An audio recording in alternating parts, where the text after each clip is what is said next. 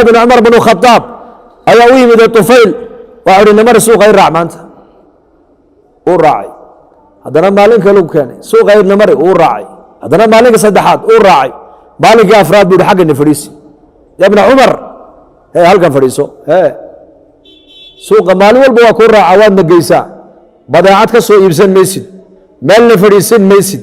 وحنا سو بايع ميسد مع سوق أنا غلط دونتا ماشي النفريسيو هل كان واحد نوقف شغل نوقف بر مرقاس الوريا كان على شبورا له إنما نقض من أجل السلام وعنك الله هنا مكوش شيئا سلام عنك الله هنا بس السلام عليكم ورحمة الله وبركاته بنك الله هنا إنما نغض من أجل السلام مسلمين تأيان دعاء إسناف سنين ويان صلاة ودعو تحية أهل الجنة وأهل الجنة صلاة الجنة بحدة أسكو السلام دونام أي أمة النبي محمد صلى الله عليه وسلم وصلاة ودعو نبت قليد إلهي نحريست إلهي بركات إلهي كركا غاها آذان بقول لك فضات صلاة أتكسو صلاة أسو دعيسته وإيكون الدعاء دعاء الله مدى أيكوكو جوابان وعلى غيابا ولي إلهي متكلي انتو لقد حال بقولك إن إلهي صلاة وكو علي انتو لقو أقبله إلهي نولا شهد وكوكو بركايو لذلك يهود عهد النبي صلى الله عليه وسلم نبي انت وي نادان أي أورنجرين السلام عليكم غير دوش هذا أهاتو مرقاب النبي أورنجرين عليه الصلاة والسلام وكو جواب جري وعليكم waxaad tiraadeen baa layni yidhi assalaamu calaykum waa maxay dhimasho korkaaga ha ahaato geeri ha kugu dhacdo weeyaan dhimo markaa buu nabigu oran jiray wacalaykum waxaad tiraadeen baa hayninka haynugu noqdo caaisha radia allahu canha oo nabiga ag fadhiday ayaa nimankii nabiga hadalkaa ku yidhi bay aad ula hadashay hadal xun ay ku tidhi akhzaakum allah lacanakum allah markaa buu nabigu yihi maha yaa caaisha buu nabigu ku yidhi kadaa buu yihi kadaa cayda markaasuu nabigu ayay ku tiri caaisha alam tasmac maa qaaluu oo waxay kugu yidhaahdeen miyaanan maqlayn markaa buu nabigu ku yidhi anu waxaan ugu jawaabay miyaanan maqlayn weliba tooda la aqbali maayo laakiin taan anigu iyaka aanu lahay baa la aqbalayaa buu rasuulku yidhi habaarkoogu aniga igu dhici maayo laakiin kayga ku dhacaya buu rasuulku yidhi laanna yahuuddu qadarka nebigay garanayaan calayhi salaatu wasalaam waxay rajaynayaan in iyakana waxay doonayaan iyakuna nebiga habaar bay ula imanayaan oo geeri dushaada ha ahaata bay ku leeyihiin iyakuna waxay ka rajaynayaan in nebi maxamed calayhi salaatu wasalaam ducada uu u ducaynayo wacalaykum assalaam waraxmat ullaahi wabarakaatu uu leeyahay in loo aqbalo bay rajaynayaan walaakiin nebiga jibriil baa u sheegoo ku yidhi wacalaykum ku dheh markaabaa caaisha caytantay markaa buu nebigu yihi maha yaa caaisha kada buu yihi cayda homayaad maqlayn waxay yidhaahdeen markaa buu nebigu yihi maa maqlayn waxaan anigu aan u idhi weliba tooda la aqbali maayo taydaa la aqbalayaa agtiisa nebiga intay yimaadaan bay ku hidhi soo jireen iyagoo rajo ka qaba inuu nebigu yidhaahdo yarxamuka allah laakiin nebigu ma odhanayn wuxuu ku odhan jiray yahdiikum allah allah ina soo hadeeyo yarxamuka allah ayaa iska leh muslimka iska leh oo midkiin hadduu hindhisoodo buu nebigu yihi calayhi salaatu wasalaam oo ilaahay ku xamdiyo ka ag joogay walaalkii muslimkee maqlaaya waxaa ku waajib noqonaysa inuu yidhaahdo yarxamuka allah ilaahay ha kuu naxariisto adigana uu kugu jawaabo yahdiikum allah wayuslix baalakum markaa yahuuddu nebiga agtiisa ku hindhisoonayaan iyagoo rajo ka qaba inuu nebigu yidhahdo yarxamuka allah walaakiin nebiga yarxamuka allah ma odhanayne waxau odhan jiray ilaahay hayna soo hadeeyey buu odhan jiray wa fii riwaayatina wuxuu odhan jiray adduunyadiina allah inii hagaajiyo adduunyadiina laanna nebiga calayhi salatu wasalaam nebinimadiisa way garanayaan sida ubadkooga ay dhaleen ay u garanayaan inay iyaku ay dhaleen ayay nebi maxamed nebinimadiisu xaq inay tahay way garanayaan laakiin aayaadka ilaahay bay beenaynayaan baa ilaahay yidhi fainahum laa yukadibuunaka walaakina adaalimiina biaayaati illaahi yajxaduun aayaadka ilaahay bay inkarayaan aayaadka ilaahay jala wacalaa ayay beenaynayaan ubadkooga intay soo diraan bay nebiga u keeni jireen odhan jireen aabba orad nebiga u adeeg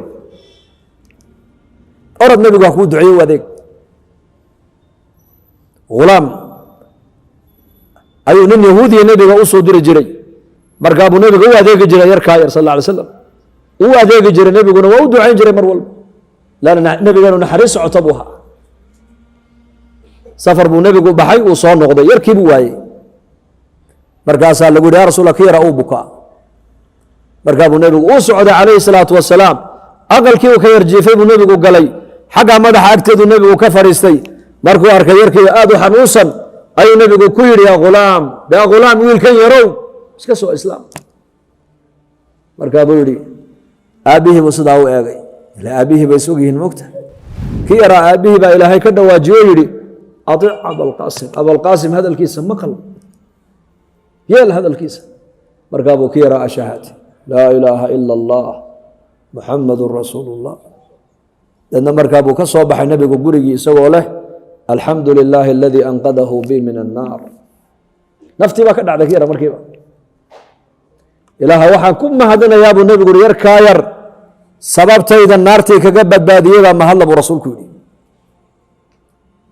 taasuu uga dhaqmay dariskiisa zayd ibnu sucna ninkii la odhan jiray caalim buu ahaa xabr caalim yahuudeed buu ahaa nebiga dayn ka qaatay calayhi salaatu wasalaam xilligii daynka lagu ballamay in la celiyo iyadoo aanan la gaadhin ayuu ninkaasi nebiga fursad buu la eegtay fursad caynkeeya saxaabada nebigu isagoo hareeraha ka socdaan oo suuqa magaalada madiine ay dhex marayaan ayuu nebiga xagga dambe intuu kaga yimid buu nebiga go-isii hunguriga kaga qabtay ilaa nebiga indhuhu casaadaan cumar binu khadaab baa seefta galka ka saaray markaa buu ninka yahuudiga hadlo wuxuu yidhi yaa muxamed haddaad tihiin buri nimankiinan carbeed ee qureysheed in badan baan nila noolayn oo nila mucaamaloonayno xaqa bini aadamka aad ka qaadataan ma soo celisaane aniga xaqaygiisii buu ka yidhi markaa buu nebigu sidaa u dhow la caddeeyey cumar binu khadaab baa seeftii la soo baxay oo yidhi yaa rasuul allah kaafirkan yahuudiga qoortaa ka gooyey igu fasax markaa buu nebigu yihi cumar may seeftaada galka ku cesha buu yidhi soo dhowow cumarow sidaa si ka duwan ayaan aniga isaguba kaaga baahnayn buu yidhi inaad isagana ku tidhaahdid muddadii daynkii in laguu celiyo laysku ogaa maalmo ayaa ka dhimana dee ha gaadho anigana aad igu tidhaahda nebi allow dee daynka dadku kugu leeyihiin dee waxooga iska sii laakiin cumarow sidaa kaamaan helina midiba seef baad la soo baxdo waad ka nixisee 8 saacoo timirana waa intuu igu leeyahay sii 20na ugu dar buu yidhi waa intaad ka nixisee gaalada ayaa imika dadkan zamankan dambe ka dhaadhicisay in badan diinta islaamku adduunka seef bay ku gaadhay dagaal may akhlaaq bay ku fiday diinta islaamka 90% diinta islaamku waxay ku fiday khuluqun xasan dabeecad wanaagsan dulqaad badan naxariis badan sabir badan duco badan dadaal badan oohin badan asbaabtaa buu nebigu risaaladiisa ummadda ku gaarsiinayey cumar binu khadaab ninkii buu kaxeeyey baytalmaalkii buu keenay intiisii markuu siiyey buu 20 kalena ugu daray waa kana qaado uu dhaxay ninka yahuudigii war intan anu malihii buu ka yidhi intan aniga nebiga amar igu siiyey inaan kuugu daro waa biiro oo maxaa lagugu biiriyey sababtaan kuugu biirinina waxa weeyaan waa seeftii ee kuula soo baxeen kaa nixiyey buu nebigu igu yidhi ugu abalgud intaas ugu abal celi markaasuu ninka yahuudigii alaabtii oo dhan intuu dhulka dhigay buu yidhi cumarow zayd binu sucna ninka la ma maqashay markaasuu yidhi ma ninka caalimka yahuudeed haa ma ninkaabaa tahay haa ninkaa baan ahay oo adoo nin caalim ah oo diintii hore towraadna wax ka yaqaana oo towraadna weliba lagu sheegay nebiga sifaadkiisa iyo inuu imanayo maxaa kugu kalifay nebi maxamed jidka dhexdeeda weliba iyadoo aanan la gaadhin muddadii deynka in la kala qaata lagu ballamay ila deynku wakti buu leeyahay shuruud buu deynku leeyahay lagu kala qaataa aayadda qur-aanka ugu dheerna deynka ka warramaysaa iyadoon xilligii la gaadhin maxaad nebiga sidaa ugu dhibaysay buu ku yidhi sifaadkii nebiyada lagu sheegay oo dhan muxamed waan ku arkay buu yidhi ilaa 2 mooyaane labadaa sifana nebi maxamed kama soo daahiri karayso ilaa la taabtaabto mooyaane sifada koobaad waxa weeyaan jaahiliintu markay xaqiisa ay ku xadgudbaan nebi maxamed calayhi salaatu wasalaam jahliga loo geysanayo ee jahaladu ay xaqiisa ku xadgudbayaan dulqaad unbaa nebiga uga ziyaadee maba cadhooda buu yidhi waa sifaadka nebiyadu ay leeyihiin cadhada nebiyada iyo dulqaadkoogana marka laysku qiyaaso waxaa qaaliba oo sareeya dulqaadkoogaa sareeya dulqaadkooga shahaadateynka iga maqal buu yidhi hortaadaan ku laqinaya ashhadu an laa ilaaha ila allah وأشهد أن محمدا عبده ورسوله سوى إسلامي وعمر وقعنت هاي النبي قو كان النبي قورتي سنة وكو أشعت marka ilaahay jalla wa ala naguma qiimeynaya waxyaabaha dadku ay dibadda ku haystaan ee bini aadanka waxa lagu qiimeeyaa dhaqanka wanaagsan ee noloshiisa ku dhex jira haday iimaan tahay haday alla ka cabsi ay tahay haday cilmi ay tahay haday taqwad ay tahay haday akhlaaq wanaagsan ay tahay taasa ilaahay kugu jeclaani hadii ilaahay ku jeclaadana bini aadanka oo dhan baa ku jeclaan Abdullah ibn Mubarak rahmatullahi alayhi ayaa soo galay magaaladii Baghdad waa ahdigii Harun ar-Rashid weeyaan magaaladii waxa laga dareemay dajjah sawt baa laga dareemay iyo guux iyo saddex socod dadna markaasa xaaskii Harun ar-Rashid Zubayda la oran jiray ayaa waxay ku tiri xaraskeyga ilaalinayay bay ku tiri magaalada maanta maxaa ku soo biiray ii sheega markaasa lagu yiri imaam baa soo galaya imaamada aimada muslimiinta kamida dadna dadka muslimiinta oo dhan ninka bay maaragtaan u soo maaragtaan ay kulankiisa masaajid iyo khayrka u soo camirayaan dadna markaasa masaajidka jaamica ay u soo galay 100,000 oo qof dad ka badan ayaa markiiba xalaqada fadhiisatay dadkaasi adab bay lahaayeen cilmi bay lahaayeen alla ka cabsi bay lahaayeen akhlaaq wanaagsan bay lahaayeen culimada qadarkayga ayay garanayeen dadka islaam muuminka bariga iimaanka lagu qiimeynayay muslimiintu diinta isku jeclaayeen caamada muslimiintu culimadooda ay ku xidhnayd caamada culimada ay jeclayd culimaduna caamada ay la soconaysay wax baraysay masaajidkii buu soo galay markiiba darsi buu bilaabay dadna sheekhi uu hindhisooday baa la yiri maxaad u malayn markuu hindhisoodo alxamdulillah uu yiri 100,000 oo qof ayaa min samiimi qulubihim ayakoo qalbiga ka jecel waxay yiraahdeen hal mar kaliya yarhamuka allah bay yiraahdeen sawdka ka soo baxay 100,000 oo qof ayaa qasrigii boqorka laga maqlay Zubayda way yaabto waxay ku tiri ciidankii ilaalinayay bay ku tiri waa maxay qayladaasi waxa la yiraahdaa dhibaato ma dhicine sheekhi baa hindhisoodo waa ducadii loo ducaynayaa maqashaa lagu yiri dadna markaas qiira qabatay masway maseertay Harun Rashid bay u gashay kicisay ku tiri ummadda maadaha xakumo amiiru ah mise wadaadkana amiiru ah markaasuu ciidankiisii buu ku yiri wadaadka magaalada soo galay waa kuma markaas lagu yiri waa Abdullah ibn Mubarak baa soo galay caalimkii reer Khuraasana ee zaahidka muhaddithka ahaa baa soo galay markaa Abu Zubayda ku yiri na iska jiifso iska fadhi buu ku yiri aqalkaaga anagu qoloftaan xakunaa culimadana qulubta xakumaane anagu qoloftaan xakunaa culimaduna xaqay xakumaan culimada qulubta ya ku xidhan maadaama culimadu ilaahay ay ku xidhan tahay ayakana qulubta dadka ilaahay ku soo xidhaya zamankaas dadka waxa lagu qadarinayo lagu qiimeynayay iimaanka lagu qiimeynayay cilmiga lagu qiimeynayay akhlaaqda wanaagsan baa lagu qiimeynayay nin yahuudiya ayaa yiri aqalkayga waan gadaya waan iibinaya meeqaad ku gadaysaa baa lagu yiri wuxuu yiri 120,000 oo dirham baan ku gadaya markaas lagu yiri 20,000 waa macquul laakiin 100,000 dul saarata maxay tahay lagu yiri wuxuu yiri 20,000 waa aqalka qiimihiisii waa runtiin laakiin 100,000 waxa weeyaan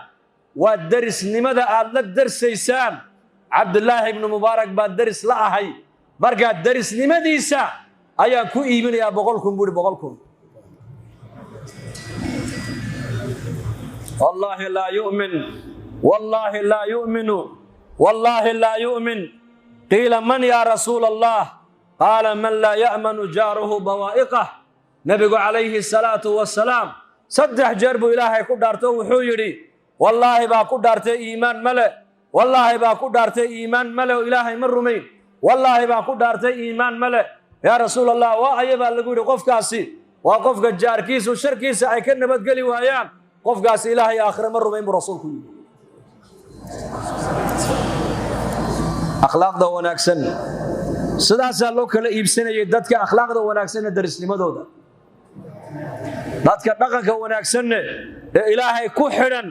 sidaasay ummaddu ugu xidhnayd sidaasay maaragtaan masaajidda ummaddu u soo camiraysay ya falidaalika walaalayaal ilaahay naguma qiimeynayo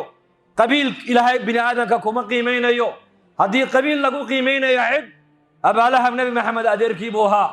abu taalibna nabi maxamed adeerkii buu ahaa إلهي تبارك وتعالى وهنونية ويام الهادي هنون كان إلهي سقى بحية إله عز وجل أبو لهب قدري إنه قال لما كنت انتو بلال الحبشن هداية الله أقدري إله سهنونية أرجع ما سماهم رجعت كذا لا تماها وحي لا يكون قيمين مادة دتكم أنت أي سكوب قدرين يان هيبلك العقد بدنا هيبلك فوق وين الكاكدستي هيبلك ورشلها بدن لها هيبلك درجة وين لها هيبلك جوارد وين لها هيبلك دكانة وين لها هيبلك بخارة وين لها معك كذا بس قبر جيسير أنا واكم كذا بس أر معك كذا بس قبر جيسير أنا واكم قبر جيسير كل الذي فوق التراب تراب وحنا رد الدنيا لواعيد وعيد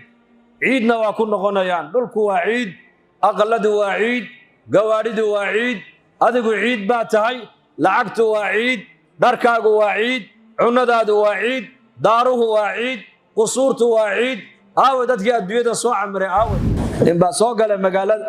مركزون الشيخ أرقام حكويري magaaladii camirnayd dhexge magaaladii camirnayd dhisnayd baan rabaa in la tusay magaaladana waan ku cusubahay igee ibraahim al-adham baa kaxeeyay allah u naxariistay magaaladii camirnayd baan rabtaa miyaha isoo raac uu kaxeeyo magaaladii buu ka saaray markaa buu war magaaladii camirnayd ee suuqa iyo macdaarada iyo bakhaarada iyo ganacsiga lahayd baan ku weydiinayaa adiguna magaalada banaankeegii baad iigu wadaaye wuxuu magaaladii camirnayd oo dhowdahay ina mari qabuuraha intuu dhex joojiyay buu ku yiri magaaladii camirnayd waa taasuu ka yiri wuxuu waa qabuurihi wuxuu tan cidda timaada kama noqoto laakiin dadka magaalada maalin walba 40-50 qof baa ka soo baxda halkana yimaadaan oo halkana camirmaysa dadka halka soo galana ma noqdaan buu yiri taa way naaqusmaysaa tanna way biiraysaa buu ka yiri yaa muqaffal naga waxa leenahay magaaladii baydhabo way dhisantay magaaladu ma dhismina qabuuraha dhismaayo magaaladu ma biiraysaa mise qabuuraha biiraya bal iga jawaaba qabuuraha camir maayo waayo dadka magaaladan ku nool maalin walba 50-40 qof aa dhimanayso laga kaxaynaya laakiin dadka qabuuraha gala qabuuraha kama soo noqdaan iyagu marka taa laga soo noqon baa camiraysa tan laga baxayo dadkeegu way sii yaraanayaan taa laga soo noqonayn baa iyadu camirmaysa waa qabuuraha weeyaan waa qabuuraha habeenada kamida ayaa nabigeenu calayhi salaatu wasalaam ummul muuminiin Aisha radiyallahu anha aqalkeedu nabigu jiifay markaasuu nabigu ku yiri Aisha ma iska kaydayn ilaahay han caabude markaa bay ku tiri ha iska cibaadayso deedna nabigu intuu sara kacay buu tahaaro qaatay oo qubaysay deedna uu weysaystay salaad buu nabigu bilaabay calayhi salaatu wasalaam salaadii buu nabigu aad u dheereeyay deedna Aisha radiyallahu anha waxay tiri waan gamay in yar kadib baan soo kacay aqalkii baan taabtay agtaydii nabigu ma jiifo waan eegay ma taagna nabigu ma joogo meesha waxay gala dareen oo waxaan is idhi kollay nabigu reerihiisii kale caawa u guro reerihiisii kale u tagay markaas ka soo daba baxay tiri waxaan arkay shakhsi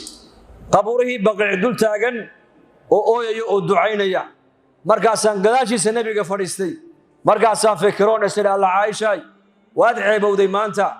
adigana maseer baa ku soo kiciyay xilliga oo waxaad istiri nabigu reerihiisii kale reer kamid oo kollay u tagay bal doondoon nabi maxamedna qabuuruhu dul taagan yahay oo ooyaya منتصف الليل أي النبي صلاة الليل كي مرقوت كذي قبورها انتوز دول تاجيب النبي قبورها حص أيو دول جوكسدو آخرات النبي حصوصنا يا ده نمبر كاس عائشة هاير انتي وصل نقطي أي قل أقل كي صوب شيء جوجشي بهوستك الجشي مرقى النبي وأوجد عليه الصلاة والسلام من معجزاته وحكم ذا بالليل سيد النبي محمد حق هرو وحوقا أركو أيو حق ضمنه وأرك جريب الليل deedna markaas nabigu markiiba uu arkay oo iska soo noqday deedna uu yimid Aisha oo gogoshii markaa faraashka hoosta ka gashay buu yimiday markaa uu nabigu kor fadhiistay wuxuu ku yiri Aisha maxaa dhacay inuu adiga soo jeeday markaa bay ku tiri waxba markaas uu sawdigi ila qabuuraha daba yimiday markaas ay tiri ya rasuul Allah adiguna waadi kala socotaa annaguna waadi kala soconaa bay ku tiri adiguna waddo kalaad socotaa oo aakhiro iyo qabuur iyo maaragtaan xisaab iyo janno iyo naar iyo diin iyo ummad baad ka fikiraysaa annaguna bashar baanoo dumar baanoo waa iska maseeraynaa baa tiri raalli ah iska saaxay ku tiri waa nabi maxamed calayhi salaatu wasalaam haddaad ilaahay ka cabsato oo aakhiradu kula weynaato oo mar walba dhimashadu ku hor taallo noloshaada adduunyadu way toosnaan sabir bay lahaayeenoo qadarkay aaminsanayeen iyagu sabir ummu sulaym radia allaahu canha ilmaheegiioo xanuunsan ayuu ninkeedu safar u baxay safar abu talxa qisadaasi meelo badan waan ka sheegay maxaanan uga sheegayn dadka aan ugu yeedhayna dadku inay ku daydaan waa asxaabu muxammadin sala allahu calayhi wasalam waxaan raggana ugu yeedhaynaa war raggii nebi maxamed la joogay ee la odhan jiray asxaabu muxammed raggaasaa liibaanoo horumar raggaasaa gaadhe war ku dayda ragga haweenkana waxaan leenahay war dadka horumarka gaadhay waa dadku nebi maxamed soo tarbiyadeeyey nebi maxamed calayhi salaatu wasalaam ma dhisin waddooyin waaweyn iyo itisaalaad iyo diyaarado iyo dayaxgaxmeed iyo waxaan zamanka teknolojiga aan u naqayno barahan guuxaya iyo barahan wax iibinaya iyo barahan ku qaadaya nebi maxamed uu la soo bixi karaya khayraadka arlada ku jira laakiin waxaas inuu qiimo lahayn buu garanayey markaa waxaa nebigu kama shaqayn birana ma hagaajin dhulna ma jeexin waddooyinna ma dillaacin buurana ma faqin walaakiin nebi maxamed dad buu ka shaqeeya dad buu nebigu hagaajiyey dad wuxuu soo saaray raggooguna ay ilaahay ku xidhan yihiin dumarkooguna ilaahay ku xidhan yihiin meeshay wax ka jiraan ayaka waa la baray iyaka meeshay wax ka jiraan ay wax walba laga maamulo waa xagga ilaahay weeyaan waxau nebigu soo saaray jiil aan dhulkaba ku xidhnayn oo samada ku xidhan oo xagga sare eegaya halka dadka maanta zamankan dhulkaan eegaynaa innaku dhulkaan eegaynay ayaa dhibtaa maanta ina baday hadday dadka muslimiintu ilaahay baryi lahaayeen oo wixii qadar xagga alla uga yimaadana u adkaysan lahaayeen ay sabri lahaayeen dhibaatada way ka bixi lahaayeen laana dhibaatadu xagga allay ka timaadaa dheeftuna xagga ilaahay bay ka timaadaa inna maca alcusrin yusra baa ilaahay yidhi haddii ummad ay aragto waxaad ogaataa fudaydka ka dambeeya waa badan yahay ogow culaysku waa mid fudaydkuna uu daba socdaayo waa 2 iyo 3 daba socoto weeyaan ummu sulaym radia allaahu canha ninkeediibaa safar buu u baxay isagoo ilmihiisii markaa uu xanuunsan yahay markaa buu soo noqday safarkii kolku ka soo noqday habeen buu aqalka soo galay wuxuu ihi ummu sulaym ilmahaygii yaraa waa sidee bal ka warran markaasay ku tidhi sidaad kaga tegtay uu ka xasilooni badan yahay waabaad soo daashay iska nasabay ku tidhi ilmaha maxaa ku xasuusiyey cajiib markaase gogoshii bay u dhigtay cuntay u soo diyaarisay biyihii bay u keentay habeenkiina ninkeedii way la seexatay saqdii dhexabi iyay ku tidhi jaarku hadday jaarka kale alaab ay ka soo caariyaystaan oo ay yidhaahdaan alaabtaad naga qaadateen noo soo celiya mayna u celiyaanba mise waa inay u diidaan markaasuu abu talxa yidhi maya marka horeba iyaka kamay soo caariyaysanaa waa inay u celiyaan bal siiqadda ninkeeda ay wax uga dhaadhicinaysa eeg markaasay ku tidhi ilmaheennii yaraa adiguna maan lahayn aniguna maan lahayn ilaahay baa inoo dhiibtay allihii inoo dhiibtay baa la noqdo uu qaatay anigu waa sabro waan adkaystee adiguna iska sabiro weliba meydkiisi waa ka halkaa ku duuduubane kacaw iga soo aas bay ku tidhi taariikhda halkee lagu arkay gabadh halkan ninkeedii ku dul raalli gelisay gogoshan ilmaheegiioo meydan uu halkan u duuduuban yahu u yaallo bal siday gabadha qadarka u aaminsan tahay eeg ta kale ninkaygii siday mooraalka iyo niyadda ugu dhistay bal arag haddana ay u tawjiihisay gabadha muslimadda dadkaasaa la rabaa inaan ku dayanno oon adduunyada dhibkayga waxba u arkinba dheefta adduunyadana gabadha muuminaddu waxba uma aragto dhibaatada adduunkana gabadha muuminadda iimaankana waxba uma aragto waayo waa nolol yaroo gaaban oo dhimashaana sugaysaba maxay tahay aabbahay baa dhintay hooyaday baa dhimatay ayaygeen baa dhintay dadkii aan ka soo jeednoo dhan waan xeraynay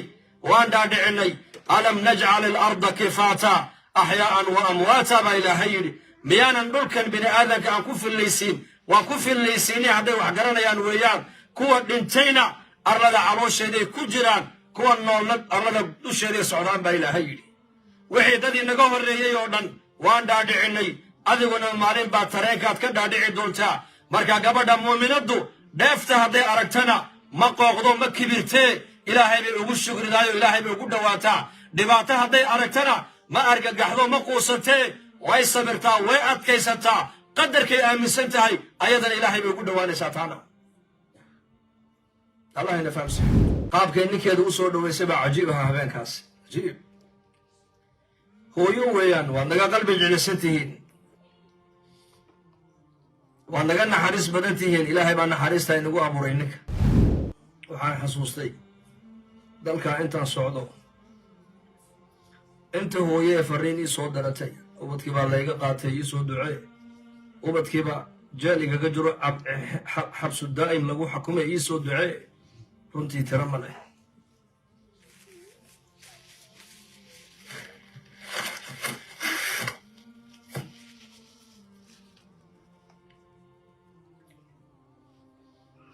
laakiin dhibtaa waxaan kaga baxaynaa waa qadarkaan aaminsannahay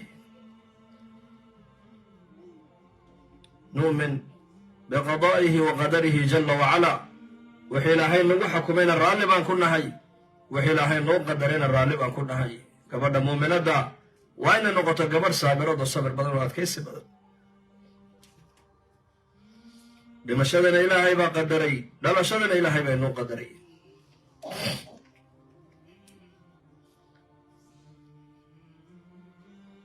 marka dadkaasoo ku dayanaan ku daba liibaanaynayo ogaada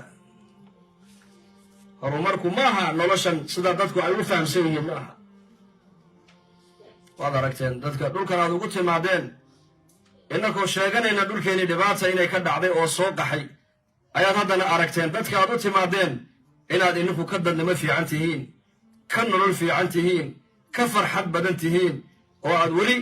hooyadiiyo ubadkaygii isla joogaan xaasaskiina ay xaasas yihiin mujtamacan aad u timaadeenna waad aragteen noloshay ku jiraan iyo cidhiidhigay ku jiraan yaa u maqan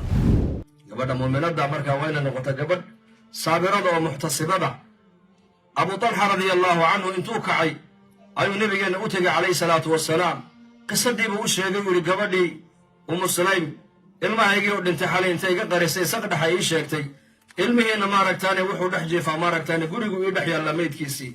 markaabuu nebigu calayhi salaatu wasalaam ma murugoon mana argagixina wuxuu ku yidhi acarrastumu laylata yaa abaa talxa xalaytoola maaragtaane xaajiyadaada ma aragtayoo ma is aragteen haa markaan iyadii aan is aragnay kadib bay ii warrantay buu yidhi markaabuu nebigu ku yidhi is araggiinni xalay allah inii barakeeyo buu ka yidhi is araggiinni xalay allah inii barakeeyo ducadii nebigeenna calayhi salaatu wasalaam ayaa ilaahay u aqbalay caloosheedii habeenkiiba ilmaa ilaahay geliyey 9 bilood kadib ayuu nebigu u yeedhay anas oo kaale buu ku yidhi hooyadaa may dhashay may weli ma dhalin wuxuu u sheeg caawa way dhalaysaa wiilna way dhalaysaa ilmaha inta iyadu naaska ayna ku duwin aniga ha la ii keena buu nebigu yidhi calayhi salaatu wasalaam anas binu maalik wuu u sheegay hooyadii umma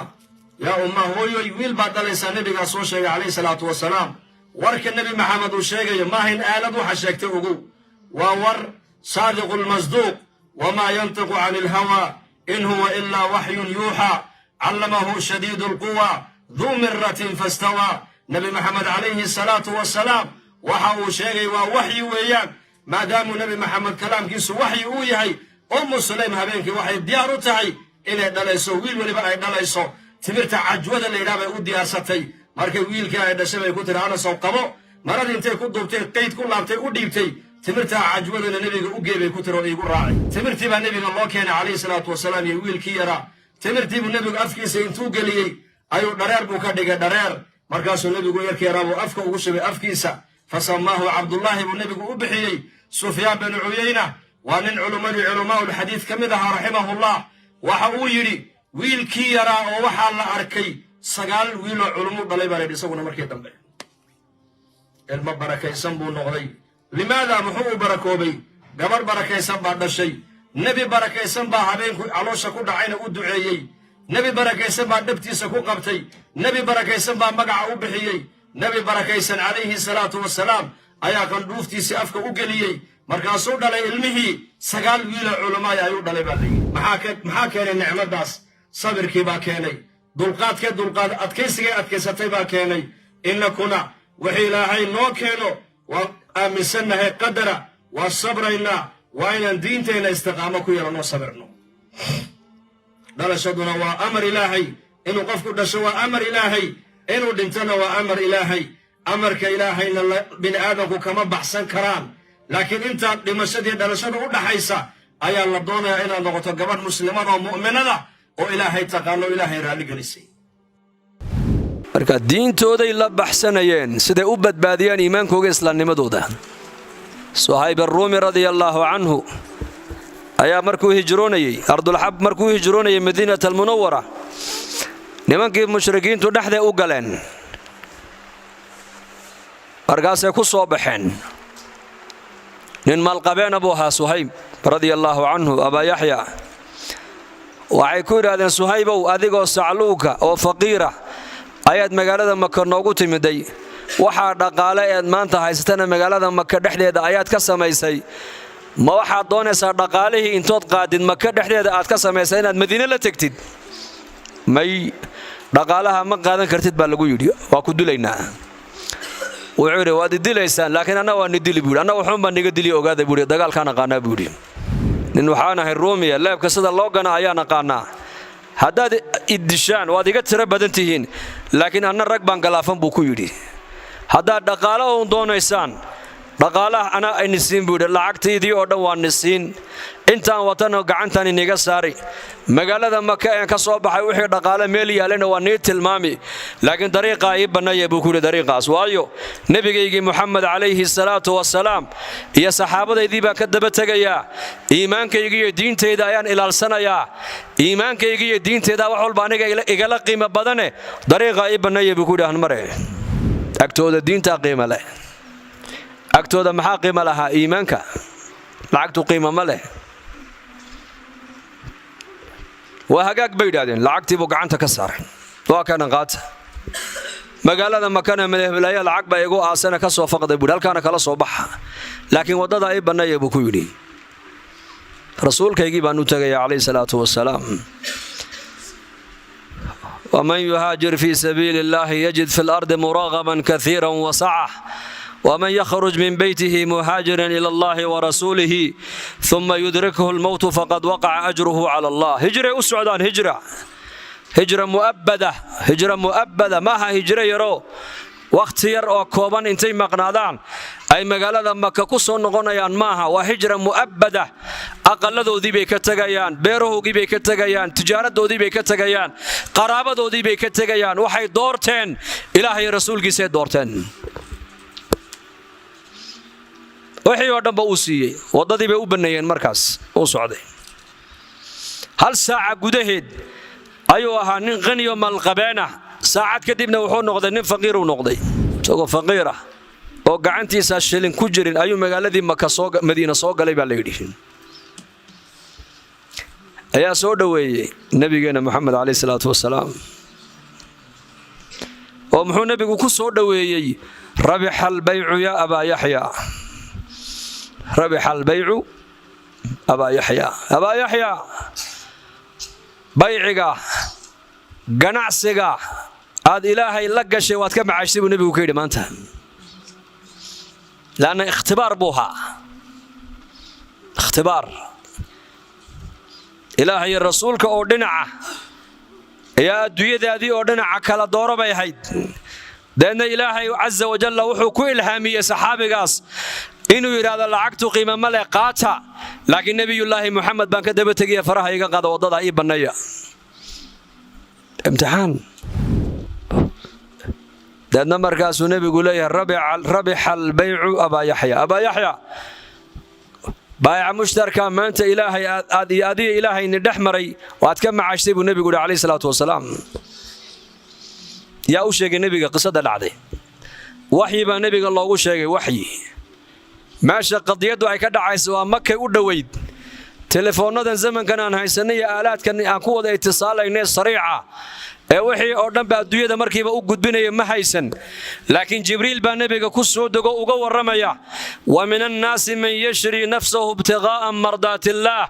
wallahu ra'uufun bil ibaad muuminiinta waxa kamida baa ilaahay leeyahay mid naftiisii iyo xoolihiisii iyo dhaqaalihiisa ku iibsanaya ilaahay ridihiisa wa Abaa Yaxya ayaa kamida baa lagu yiri Suhayb ar-Rumi baa soo socda oo dhaqaalihiisii ka doortay ilaahay rasuulkiisa inuu raali geliyo ka doortay lacagtu agtooda qiimo ma leh qabiilku agtooda qiimo ma leh dibloomku agtooda qiimo ma leh aqalladoodu agtooda qiimo ma leh dhulkoogu agtooda qiimo ma leh agtooda waxa qiimo leh ilaahay rasuulkiisa sallallahu alayhi wasallam kana maanta dhalinyaradeennu haday cadhoodaan waxay ku carabaxaan inay ilaahay nabiga aflagaadeeyaan diinta aflagaadeeyaan oo malaa'igta aflagaadeeyaan oo miyaanad ogeyn niman quraan akhrinaya oo xufaada aydoodii in leeyahay waad ku gaalowdeen munaafiqiinta iska daa diin iyo malaa'iga iyo ilaahay rasuulku afka lagu taagay يا معشر القراء نمنك منافقين تيجي أبا در يا صهيب يا بلال بي أركانو مال فرديا ولي بالسفر بي هاينو غزوة جهاد بي السعودين وارقوا الذين القرآن خرس بدل له باللغو يري مركع عنتد اللعونين محاين نقع عن توقوين مركع دقال كلا قالنا محاين نقفوا ليسن أريقا سكا ورما وأريقا نيمك الصومالي دو اعترادو هدان علموي عدعن موي عيدا كاديو حقا قولوينكayga galbeedka ay dhaadeen hadaan culumoy adcun mooye ciidan ka hadayo maxay ka dhigan tahay hadalka ninka munaafiqa uu yiri ahdigii nabiga sallallahu alayhi wasallam ya ma'shar al-qurra ururkiin quraan akhriska badan lahow marka dagaal la galeena maxay iniga fulaysan marka cuntada la cunayna maxay iniga cantuuga weyn ereyga inagu aan leenahay isma tagin ya waa istageen ereyga baan la yiri may waad gaalowdeen la ta'tadiru qad kafartum ba'da iimaanikum wax cudur daara oo sheegan kartaan ma jirta ba ilaahay ku yiri waad gaalowdeen ba lagu yiri iimaankiini kadib gaalnimaad ku dhacdeen ba lagu yiri waad gaalowdeen fama maxaad u malayn marka ninka ilaahay iyo nabiga afka ku taagayana ilaahay hanu soo noqono han toobadkeeno diintu kaftan ma gasho وما هو بالهزل بايلهاي وما هو بالقرآن دلدل مقلا دلدل مقلو ما آمن بالقرآن من استحل محارمه وحي قرآن كو حرمينك حلا الشدع إلهي الرسول يا قرآن كي سماء منين باليدي الفرس قرآن كو محو حرمي قرآن كو بنتو حرمي قرآن كو محو حرمي قبضو إني در خفيفة انتي حيرة مقالة دحمرتو قرآنك او حرمي قرآنك او حرمي دينتا إلا قد دالدالا قرآنك او حرمي قرآنك او حرمي صلاة إني عمدا كود أفتا قرآنك او حرمي شريعة إسلام كو حي حرمتي نكا حلال كدك تبو نبي قولي هاي إلهي الرسول كيسي قرآن كيسي معي من بودو غفكاس إلهي هنوصو نغونو هنتوبت كأنه نتوب إلى الله oo diinteena islaamka aan ku toosnaano asbaabta ina diinta ku toosnaata ku dhib yareeynaysan waa labada shay culimadu leeyihiin al-iimaan dhammaystiran iimaan hadba inta iimaanka ugu ziyaaday diintaadu ziyaadi iyo ma aragtaan mujtamac wanaagsan maxaa laga wadaa waa bi'ada bulshad wanaagsan عداد صاحب كدغتid umba diintooda adigana aad qaadana ugu la tusaaxib illa mu'minan wala yaakul ta'amaka illa taqiyun ba nabigu hadaad cid la saaxiibi qofka mu'minka la saaxiibu nabigu leeyahay gabadha mu'minada ha la saaxiibto wiilka mu'minka ha la saaxiibo hadii saaxiibkaagu uu yahay mid mu'min oo taqwa leh xaqa khayrku ku jiidiyo ugu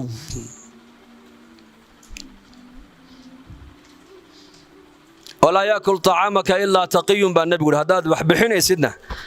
وحا أولى يا سيسك إلهي كبقايا لا صدقات بحين سيد هذا الزكاة بحين سيد حتى قرابة هذا وحسين سيد كو قال لك عبسك لحريري وهرت وحصي limaada kan ilaahay ka baqaya waxaad siisaa ilaahay taacadiisu u adeegsan oo wanaag u adeegsan. haddii aad siisa laakiin kan macaasida iyo qafladda ku jira waxaad siisa ilaahay cisyaankiisu u adeegsan. marka mufsidka ha taageerina, saalixa ayaa la taageeraa mar walba. saalix iyo faasid, mufsid iyo muslix, dadku waa afartaa qaybood. mid waa saalix, waa mid isagu wanaagsan keliya bas naftiisa u wanaajiyey, dadka kalena waxba kama gelin. saalix baa la yidhaha waa saalixun linafsihi, waa qofka keligii naftiisa wanaagsan wanaajiyey weeyaan. midna waa muslix weeyaan, naftiisana uu hagaajiyo uu toosiyey, dadkana uu hagaajinayaayo wuxuu leeyahay oo khayrka kaale ku soo xidhma buu leeyahay. madaaristuu furayaa, ummaddii buu islaaxinayaa, qur-aankii buu barayaa, gabdhihii buu asturka kala hadlayaa, sunnadii nebigu ummadda ugu yeedhayaa, masaajidda tacmiirka ugu yeedhayaa. waa muslix weeyaan. kaa muslixu intuu adduunyada joogana ilaahay waxa uu leeyahay halaaga soo dadjin mayno. wamaa kaana rabbuka liyuhlika alqura bidulmin wa ahluhaa muslixuuna baa ilaahay yidhi. wamaa kaana rabbuka liyuhlika alqura bidulmin, ilaahay rabbigaa maaha ka qaryad dulmi ku halaagaya ayadoo ehelkeegu ay yihiin kuwa dadka wanaagooga ka shaqaynaya, dadka qaryaddaa ku nool. xataa hadday shirki ay ku jiraan, hadday fasaad ay ku jiraan, hadday dulmi ay ku jiraan, laakiin dad muslixiina oo wanaagga ummadda la dhex wareegaya ay dhex joogaan, ummad dadka islaaxinaysa ay ku dhex jirto, ilaahay waxa uu leeyahay halaagooga soo dadejin mayno, halaagi mayno. amaa haddii dadku ay yidhahdaan waan wanaagsannahay annaku, dadka xunna waxba nagama gelin, kaas saalixa halaagga soo socda celini maayo, macal isagana waa la halaagi markaas. saalix iyo muslix, faasid iyo mufsid. faasidkuna waa kee? waa ka naftiisa uu fasaadiyey. mufsidkuna waa kan ummadda fasaadka la dhex socda, balaayada qaylyaysa iyo meelaha ayuu dhallinyarada ku kulminayaa. dhallinyaradii gabdhahii wiilashu meelaha ku kulmaan buu samaynayaa. mufsid aalaat alfasaad buu meel walba dhigayaa. marka afartaa qole adduunyada ku nool: saalix, muslix, faasid iyo mufsid. noqotaan inta adduunyada la joogo waa in ilaahay taacadiisa iyo diintiisa lagu dadaalo. taasaa markaa asal. gabadh saalixada oo salafkii ka mid ahayd waxay ninkeeda ku tidhi, ninkeedii markuu subaxdii maharadii iyo kasbigiibuu u baxo uu sii socday, markaabay ka daba hadashay. war maad baxday? haa waan baxay buu ku yidhi. markaabay tihi dhegayso, farriin baan kuu sheegaya. ittaqi allaaha fiina bay ku tiri, ilaahay nagaga cabso,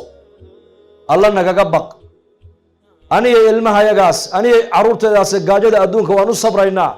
laakiin naarta aakhira u sabri kari mayne, luqmad xaaraan aqalka iga soo gelin bay ku tiri. hooyo mu'minad, saalixad, murabbiyad ka fikiraysa mustaqbalka ubadkeyga. waayo hadduu ninkaagu aad tidhaahdidu lacagun noo keen, lacagun keen, meeshaa doontaba ka keen oo lacagun keen haddaad tidhaahdo, oo lacagtaasi isagana dariiqay ka soo gashaba uu aabba yeeli waayo, wixii hortiisaba soo maraba hafyoga uu soo siiyo, uu adigii ku siiyo, ilmahaaga siiyo, reerkaasi waxay noqonayaan aqalkaasi awalan macsiya ka soo bilaamaysa, macsiyo. laanna risiq kasbi xaaraana hadduu aqalka soo galo, ubadkii iyo reerka oo dhan waxaa ka bilaamaya guriga macsiya ka bilaamaysa iyo tuqyaan iyo gaalnimo. risiqa xalaashu daacaddu ayuu qofka u kiciyaa, daacadda ayuu dhalaa, daacadda iyo barakadu nolosha geliyaa. risiqa xaaraan ubadka iyo reerka ku soo galaana baa la yidhi dadka macsiyadu ku dirigeliya, macsiyadu ku kiciya. ilaahay ka baqbay ku tidhi, aniga ubadkaygaas maarki gaajada adduunka waan u sabraynaa, waan u adkaysan karaynaa, waa maalmo yar, laakiin cadaabka aakhira u adkaysan kari mayne, luqmad xaaraana aqalka ha iga soo gelin bay ku tiri. ilaahay ka baqo. innakana maanta dee xaalkeenu halkuu maraya waad iska ogtihiin, ii sheegi maayo. mar haweenka gabdho saalixaad oo war wanaagsan oo ilaahay ku xidhan oo mu'minaadana way jiraan, oo masaajidda wallahi intay yimaadaan ama culummada ay la soo xiriiraan, ragga culummada weydiinayo oo ku leh ninkaygii ma tukadee maxaan ka yeelaa, ubadkaygii ma tukadaana maxaan ka yeelaa, ninkaygii masaajidda ma imanaya maxaan ka yeelaa. gabdho dareenkaa qaba way jiraan, laakiin maanta inteenna badan maanta xagga khayrka waa ku yarnaho, xagga sharkaan u badannahay maanta. marka ilaahay hanu soo noqono, ha toobadkeenno. cikrimo radia allaahu canhu islaamnimada inuu soo galo waxaa sabab u noqotay waa xaaskiisa cumar binu khataab radia allaahu canhu diinta islaamka inuu soo galo waxaa sabab u noqotay waa walaashii faatimata bintu khataab maka markii la jooga cumar seefta intuu soo qaatay buu yidhi maanta aniga maxamed weeyaan, ama maxamed baa magaalada maka joogi ama aniga unbaa joogi. isagoo dariiqa kusii socda nebiga calayhi salatu wasalaam meeshii uu joogay sacd ibn abi waqaas baa ka hor yimid uu ku yidhi yaa cumar xaggeed u socotaa? wuxuu ihi maxamed baan u socdaa buu ihi, ima aniga ima isaga buu ihi maanta maxaad ka rabtaa maxamed? dee diin buu noola yimid aanu garanayn buu yidhi. ilaahyadeedii buu naga ceebeeyey, aabbayaasheedii dhintan ahlanaar buu ku sheegay, cuqaladeediina sufahaa buu ka soo qaaday, labadii wada dhalatay uu madaxa isku geliyey. maxamed balaayuu nala dhex yimide maanta ama isaga ima aniga, ama waa aniga ama waa isaga adduunka ka baxaya. wuxuu ihi maxamed waxaad ka doonayso waa gardarre buu ihi, maxamed tol iyo reer buu ka dhashee waxaad maxamed ka doonaysid aqalka walaasha inuu yaalla ma og tahay buu ku yidhi. diinta maxamed uu la yimiday sawta aqalka walaasha dhex taallama buu ku yidhi. sacd ibn abi waqaas markaa uu islaamay, islaamnimada isagu uu qarsanaya uu cabsanaya, nebigana cumar ka jeedi buu isleeyahayo bal akhafu dararayn cumar ha ku noqdo seedigii uu ka xesho saciide iyo walaashiina uu u naxariisanaye xaggan u jeedi buu leeyahy balaayadan socota oo nebiga ka jeedi. deedna markaasuu uu soo kala wareegay aqalkiibuu soo galay markaa walaashii. dibadda intuu soo socday buu maqlay markaa qur'aankii oo la akhrinayo. khabaab saxaabi la odhan jiray radia allaahu canhu ayaa markaa u yimiday oo qur-aanka ayuu barayey zawjka faatima zawjkeeda iyo iyadaba. khabaab baa markaa qur-aanka barayey oo suuratu taaha awaa'ilkeega intay soo degtay oo lagu soo qoray harig ayuu maaragtaan ku dul akhrinayo u macnaynayey. mar alli markay faaduma maqashay walaalkeed cumar oo soo socda ayay aad u naxday. cumarna nin adag buu ahaa, nin adag oo aad iyo aad u adag oo aan waxba la marin karin buu ahaa. deedna markaabay qariisay, isagiiyo meel bay ku qarisay, iyadiiyo ninkeygiina way soo dhoweeyeen oo way fadhiisiiyeen. cumar baa ku yidhi hunuhunaadaan nigu maqlaya waa maxay buui? waxba ma jiraan bay ku tiri. maxaa jira isqabooji? waxbaan maqlee sheegay buui aqalka waxbaa soo gale oo maxaa soo geli lahaa aqalka? diinu maxamed baa aqalkaad ku haysaan ood qarinaysaan faaduma sheeg oo warqadaad waxaad akhriyaysana ii dhiib. markaasuu doonay inuu ka qaado maaragtaan warqadii harigii uu ku qornaa maaragtaan qur-aanku way ka buuday, marka way kala buuday iyaduna. deedna markaas seedigiibuu dharbaaxa ku dhiftay, walaashiibuu dharbaaxa intuu ku dhiftay dhulka ula dhacday. markaabay ku tiri war waxaad doonta samee bay ku tiri, aniga zawjkeyguba waan islaamnay ku tiri. qur-aankan ilaahayna kuu dhiibi mayna bay tiri, waayo nin najaasaa tahay, najaas imaa soo meydho imaa soo weysayso, labadaa midun baan qur-aanka ilaahay kugu dhiibaynaaye waxalle waxaad samayn karta samee. diinta islaamka ee maxamed uu noola yimidayna waa xaq to aan ka noqonayna maaha bay ku tiri. cumar waagaa ku baryay markaas, seedigii dhulkuu la dhacay, walaashii dhulkuu ku dhiftay, isagiina madaxa iyuu qabsaday. markaasuu ilay diinta tacab baa u galeen dadkani mogtahay. walaashii u dharbaaxay, seedigii laabtuu kaga fadhiistay. ilaahay caza wajalla markaa qalbigii cumar baa ilaahay jilciyey. wuxuu ii dhiib han akhriya, soo weyse qaado. uu soo weyse qaatay, markaasay u dhiibtay. cumar nin reer magaalo wax akhriya buu ahaa marka horeba. deedna markuu akhriya taah maa anzalnaa calayka alqur'aana litashqaa ilaa tadkiratan liman yakhshaa tanziila miman khalaqa alarda wasamaawaati alculaa alraxmaanu cala alcarshi istawaa lahu ma fi الsamaawaati wma fi اlardi wma baynahuma wma taxta athara ilaa aakhiri alaayaat. markuu cumar akhriyey ayuu yihi ayna muxamed? muxamed ii geeyey buu yihi calayhi salaatu wasalaam. qur-aankii ilaahay markuu akhriyeyba qalbigiisii baa jilcay. aaway muxamed halkuu joogaa ii geeya. khabaab oo markaa la qarinayey oo macallinkii markaa faatimo iyo zawjkeeda qur-aanka barayay ahaa ayaa sariirta ka soo hoos baxoo yidhi abshir buu yidhi yaa cumar, xalay toole nebi maxamed calayhi salaatu wasalaam anaa labadeedaa dhagood ku maqlaya isagoo ducaynaya oo laba cumar midkood ilaahu diintan ku cizee buu nebigu lahaa, cumar binu khataab iyo camar binu hishaam. camar binu hishaam waa abijahl weeyaan, cumar binu khataabna waa cumar alfaaruuq weeyaan. ilaahu labadaa cumar waa laba nin oo quraysh ugu geesinimo badnayd bay ahaayeen. laana diintan shaksi geesiya, shaksi sakhiya oo haniya ayaa diintan wax u qaban kara walaalayaal. ilaahu labadaa cumar midkood diinta ku cizee buu nebigu yidhi. ducadii adeeg ugu dhacday bashaar isaguu ka yidhi. gacanta intuu soo qabtay buu u keenay nebiga sal allahu alay wasalam. uu farxay rasuulkeenu. cumar walaashii waxbuu yeelay, laakiin qalbigiisii baa ilaahay furay, qalbigii baa ilaahay u furay naxariistii. markaasaa xamza nebiga u galo yidhi cumar baa soo socdoo seefna wata. markaa buu nebigu ii soo geliyey aniga iniguna bannaanka ku hadhaa markaasaa loo geliyey nebiga sal alla alay wasalam uu ku booday nebigu halkaasuu cumar qabtay markaa buu ku yidhi aslim yaa cumar aslim ya bna khataab allaahuma hdihi waxaa la yidhi dacwad iyo ducuu nebigu iskugu daray warina khataabo islaam buu nebigu yidhi waxa uuna yidhi ilaahu cumar bnu khataab qalbigiisa adahya soo jeedi markaa buu yidhi ashhadu an laa ilaaha ila allah wa ashhadu annaka rasuulullah isla markiiba cumar wuxuu yidhi muslimiinta markay maqleen cumar waa shahaadanaya takbiir bay ku dhifteen markaa buu yidhi yaa rasuul allah xaq ma ku taagannahay mise kuma taagnin waan ku taagannahay ayakuna baatil ma ku taagan yihiin qurayshi mise kuma taagna way ku taagan yihiin xaqa la qarin maayo maanta wixii ka dambeeya bannaanka usoo saar buu ka yidhi cizigii islaamkaa bilaabmay yaana u sababa haweeney faatimata bintu khataab radia allaahu canha maalintuu cumar islaamay islaamkii cizi baa u korodhay maalintuu cumar khilaafada islaamka uu qabtayna diintii islaamka adduunka ku fido cadaaladdiiba adduunka o dhan gaadhay dowrkaasay dumarku diinta ka soo qaateen dowr cajiibaa diinta ku leedihiin ogaada saa darteed guryaheenna yaan diinta ku baranaynaa guryaha dhexdoodaan ubadkeena diinta ku baraynaa gurigaaga adoo joogaa la rabaa ilaahay inaad xidhiidh fiican la yeelato jiil fiican inay soo baxaan waxa u sababa waa haweenku inuu hagaaga jiilalka soo socda inay naga xumaadaan ee lumaan waxa u sababa waa hadday haweenku inaga xumaan inaga lumaan mixwarka dhanba wuxuu ku wareegayaa waa haweenka laanna ilmuhu inta badan ma aabuu la joogaa mise hooyada hooyuu cilaqa laleeyahay ilmuhu inta badan hagaagga aada hagaagtaan bulshada oo dhan baa hagaagi bay ka dhigan tahay haweenku ba'naanta ama xumaanta haweenku ay naga xumaadaan waxay ka dhigan tahay bulshadii oo dhan baa inaga xumaatay ogaado inaga lumaysa saa darteed baa waxay idhahdaan ducaaddu hal nin oo weliya gabadh mu'minado ilaahay cilaaqa la leh kun ninoo awliye ka fadli badan tahay kun ninoo awliye ka fadli badan tahay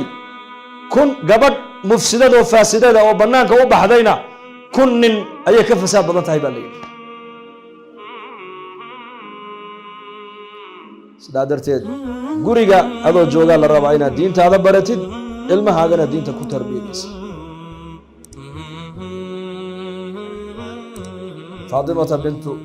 faatimata bintu muxamed radia allaahu canha aabbaheed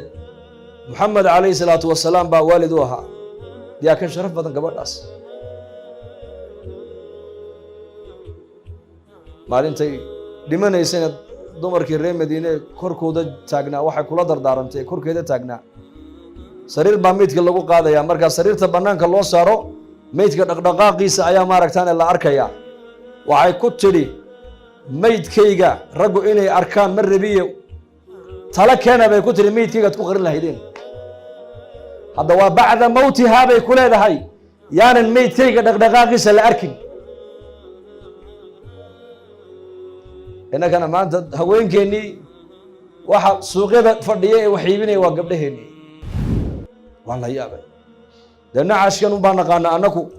ee qofka la dul saaraya isagoo dhaqdhaqaaqayana la arkaya nacashka lama naqaano asmaa bintu cumays radia allaahu canha zawjadii jacfar ibni abi aalib oo ardulxabasha markaa hijradii ka soo noqotay oo ardulxabasha ku soo aragtay naxashkan qofka sariirta lagu dhex ridaya maradana lagu dul xidhaya ku soo aragtay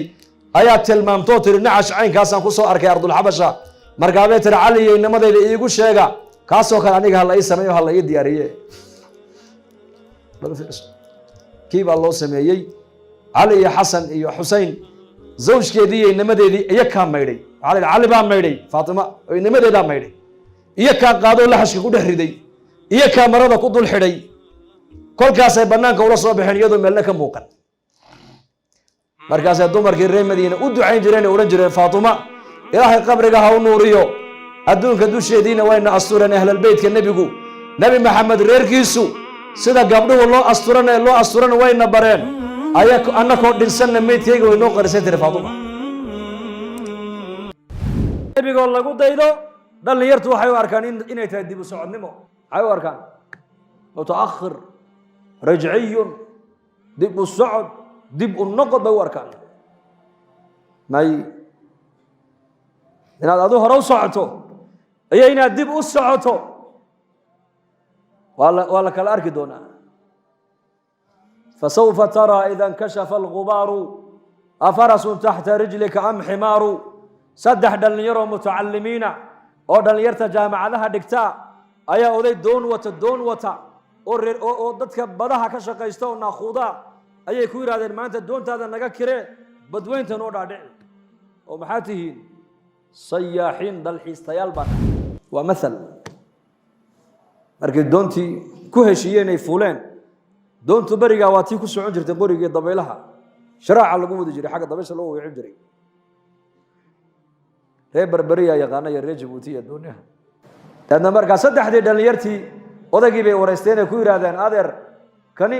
waa baylod kana waa engineer kana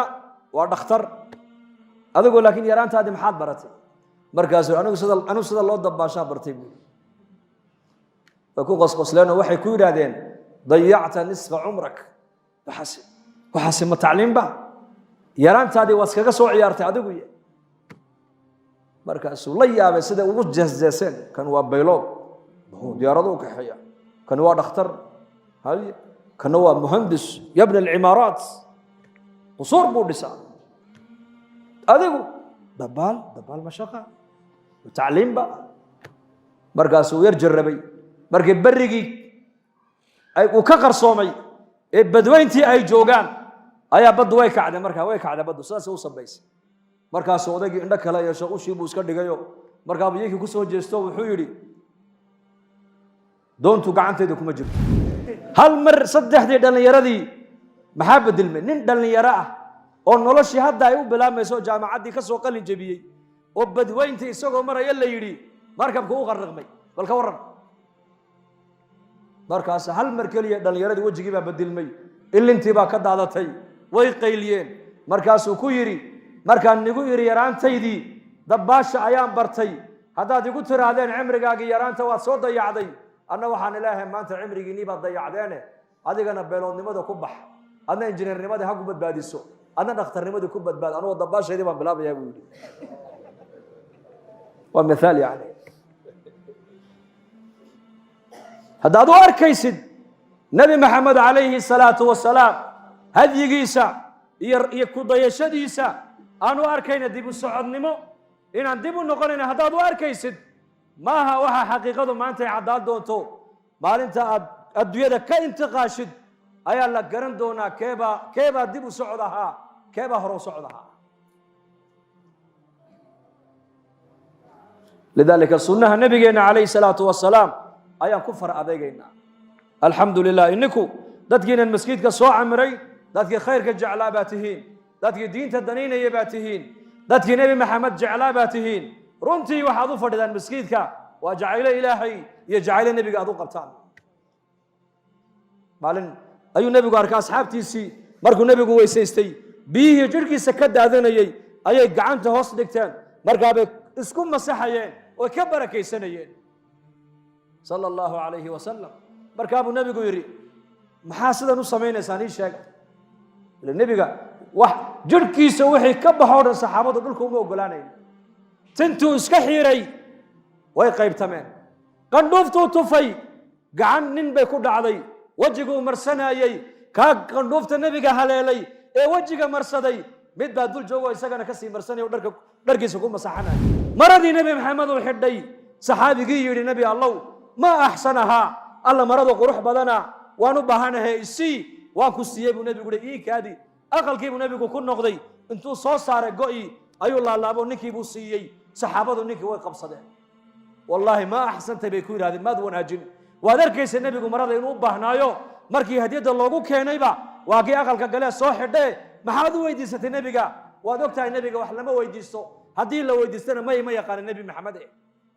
wallaahi waxaan u weydiistay inaan dhar ka dhigto oo ku xaragooda igama yahay waxaan u weydiistay inay maradaasi kafani noqoto kafan maadaama jirhkii nebi maxamed uu taabtay kafan baan ka dhiganaya taasay nebiga uga barakaysanayeen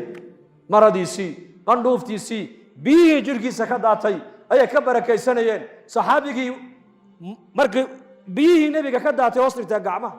markaabuu nebigu ku yidhi maxaa inagu ajburay inaad biyaha jirhkayga ka daato aad isku masaxdaan markaasay ku yidhaahdeen xubullaahi wa rasuulihi jacaylo aan u qabnay ilaahay iyo rasuulkiisa ayaa sidaa u samaynaynaa bay ku yidhahdeen markaa buu nebigu yihi dhegaysta haddaad ilaahay iyo nebiga aada jeceshihiin oo doonaysaan inaad jeclaataan markaad sheekaynaysaan buu nebigu yidhi run ku sheekeeya markaad layna aaminana ammaanada ilaaliya buu nebigu yidhi haddii lagu aamino ammaanada ilaali waa inaad noqotaa ammaano xaafid haddaad sheekayn run ku sheekay haddaad ballan qaadana ballankaa ka bixin buu nebigu yidhi ilaahay nebi maxamed inaad jeceshahay waxaa u daliila akhlaaqdaada saad ula dhaqaysid waalidkaaga saad jaarka ula dhaqmaysid saad saaxiibada ula dhaqmaysid saad walaalaha ula dhaqmaysid saad muslimiinta ula dhaqmaysid nacam idaa kaana calayka arbaca buu nebigu yihi afar sifa haddaad leedahay adduunya kaama tegin buu nebigu yihi xadiis kale weliba xadiiskaas sanadkiisu waa daciif laakiin lilfadaa'il waa la isticmaali karaa afar khasladood buu nebigu yihi haddaad leedahay khayrkii adduunyada yaalle kaama tegin waad haysataa sidqu xadiiin haddaad tahay nin run sheega wa xifdu amaanatin haddaad tahay qof ammaano xaafida wa xusnu khaliiqatin haddaad tahay qof dabeecad wanaagsan haddaad tahay wacifatun fii maطcamin xalaal mirte afartaa sifo qofka mu'minku hadduu leeyahay khayrkii adduunyada yaallay iyo wanaaggii adduunyada yaallay kama tegin buu nebigu waxba kama tegin wax walba u gaadho u haystaa weeyaan run ku sheekay haddaad sheekayn run ku sheekee haddii lagu aamino ammaanada iska ilaali maanta muslimiinta ammaanada maxay u arkaan qisa dhacday ma nigu soo daraa se waa nigu dheereeyey nin baa nin lacag u dhiibtay waa qiso dhacday wadanadeena inay ka dhacday dad kale ma dadkeena dhexdiisa markaasuu yidhi meel baan u baxayaa baadiye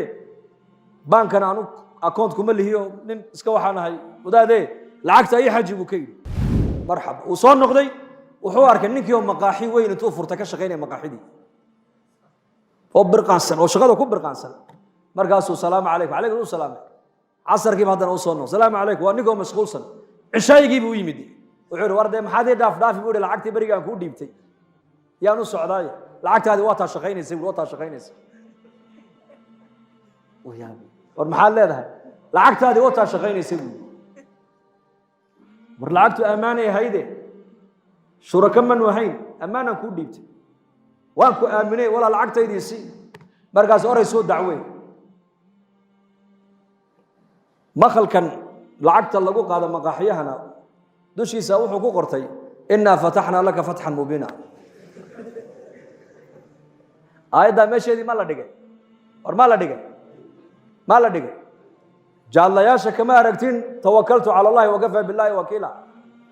miis jaad iyo maxaa isku keenay aayadda qur-aanka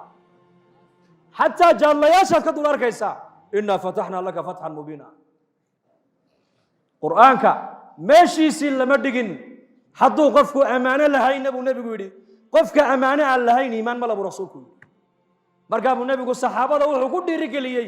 jacaylka ilaahay nebiga aad u qabtaan wuxuu ku noqonayaa dhab maynii sheegaa markaad sheekaynaysa run ku sheekeeya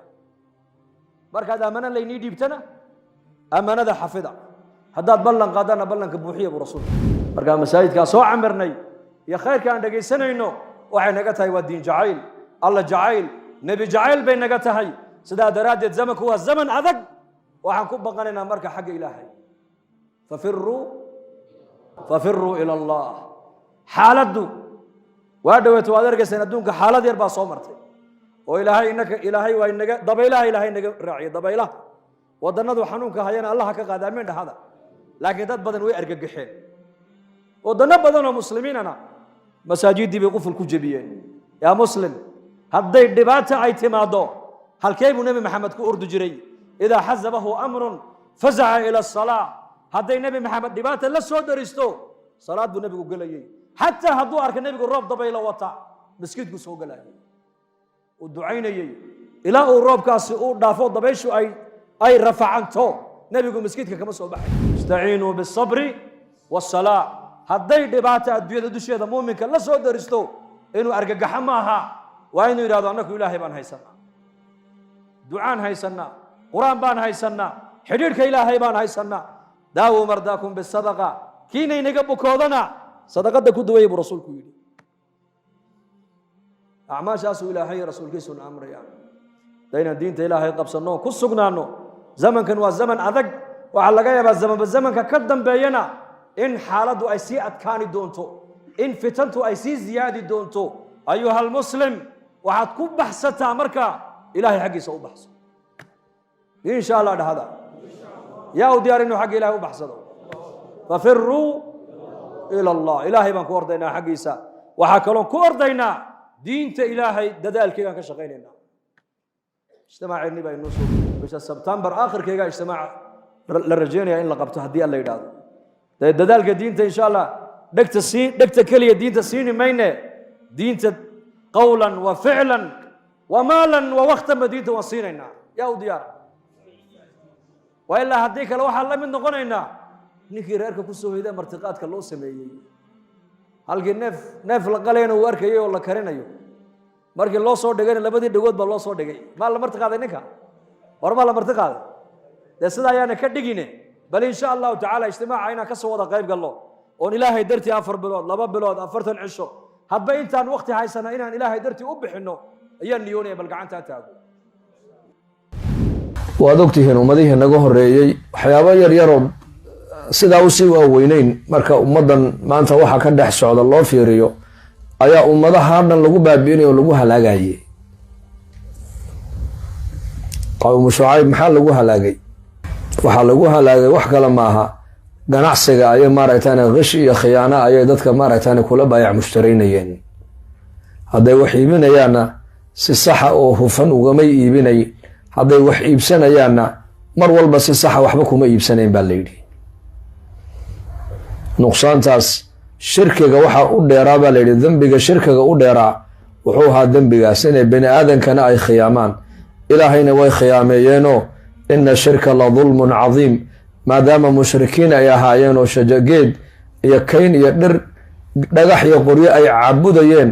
ayaa la yidhi kuwaasi wa inna asxaaba alaykati la daalimiin baa ilaahay yidhi shirkiga waxaa weliba iyakana u dheeraabaa la yidhi ganacsiga markay wax ganacsanayaan si daacada oo hufan oo cadaalad iyo ammaano ku salaysan kumay ganacsanayne khiyaanay ku ganacsanayeen khiyaano khawana bay haayeen لأن إلهي هل مركلي إلهي كان أدونك وكقبتي هذا قوم لوط وأدوكته صدى الله هلاقي محل الله هلاقي يكنا وحل الله هلاقي فعل كاسي أدونك اللي يمادين إن الرجو ما ركتان الرجاء وحكا ضيان وصدح دين ملك الله صدر النبي إبراهيم عليه السلام أيه صومرين وحي أبشاري النبي إبراهيم إني ما ركتان هاجر أما صار إني ويل دليسو ويل إلى مقعيس يعقوب ومن وراء ويل إلى مقعيس إسحاق ومن وراء إسحاق يعقوب بيكويل هذين وصدح ملك وصورة آدمي الله صوي علي أي كسوه يت النبي إبراهيم عليه السلام نبي إبراهيم خاصية وحولها مرتقاتك آد وجعلها بالليلو خصائص عجيب كالنبي إبراهيم لو أمانه وحا كمده هيد بالليلي ولقي عنت معن إلا مرتئ الراسل الله عنت يمويانه markuu arkay saddex nin oo martiya ayuu u maleeyay bashar xoolihiisa intuu ku noqday ayuu dibi yar oo markaa dhaylaa intuu soo gowracay ayuu uga soo dhigay maaragtaan xaniid ayuu uga soo dhigo uu la yimiday markuu hor dhigay buu ku yiri maalakum la maxal la cuni laadihiin buu ku yiri cunada oo ay gacmihiinu la laaban yihiin ay gacmihiina la duubateen markaasay ku yiraahdeen anaku ma nihin bashare anaku waxaan nahay malaa'ig baan nahayo waxaan u soconaa laba shay adigana bishaaran kuu sidnaa bishaaro oo bishaaradan kuu sidnaa waxa weeyaan waxaa ku dhalan doona wiil magaciisa la yidhaahdo isxaaq gadaashiisana waxaa ku xigi doonaa yacquub oo isxaaqna wuxuu dhali doonaa yacquub intuba waa wada nebiyo weeyaan isxaaqna waa nebi yacquubna waa nebi yacquub calayhi salaam wuxuu sii dhali doonaa nebi yuusuf calayhi salaam iyo 11 walaalihiya intaasi waa inta markaa nebiyada reer bani israa'iil oo dhan marka dambe ay ka soo bixi doonaan lidaalika ibraahim waxaa lagu magacaabaa shajaratu alambiyaa geedkii ambiyada intooda badan oo dhan waxay ka faracmeen nabiyullaahi ibraahim calayhi salaam hadduu aadam abulbashar ahaa baa la yidhi ibraahim calayhi salaam isaguna wuxuu noqday abulambiyaa haajarana waxay u dhashay ismaaciil sulbigiisana waxaa ka soo baxay محمد عليه الصلاة والسلام أنا دعوة أبي إبراهيم وبشارة عيسى بن مريم ورأت أمي حين ولدتني نورا خرج منها فأضاء قصور الشام حديث كان النبي صلى الله عليه وسلم وكيلها أنا دعادي أبهي إبراهيم بانكوي مدي عيسى عليه السلام نوايسي شيغ إمات كيغا ويدينا هبينك أنيغا إقادة أما إدليسي وحي أركتب النبي وريفتين كصوبحي وأدونك قصورتي كتا للشام يا فرس يا أرض الحبشة أردن أي النور كاسي هبينك قاريبا ليدي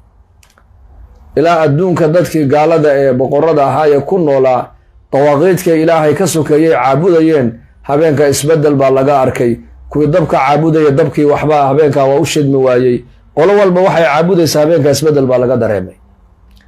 إلى أيو يرين فالياشي يسحردي إيدادين أدونك حالي محاكو سوكر لبالنو شيغا إلى أي إيدادان وحادا شي حالي طولي خاتم الأنبياء بحالي طولي أدونك سوكالي إمام الأنبياء سيد ولد آدم عليه الصلاة والسلام أيا حالي طولي لشي وأدونك كو صوبيري لذلك وحبا بأدونك اسكبدلي باللغويري وانا اسبدلي سعالم وخلاص اسبدلي بركة النبي إبراهيم عليه السلام مركا إسحاقنا لو بشارين يو بنقولك داديسو كما يرى بالي قياستي حاسكيسي سارة oo gadaashiisa fadhiday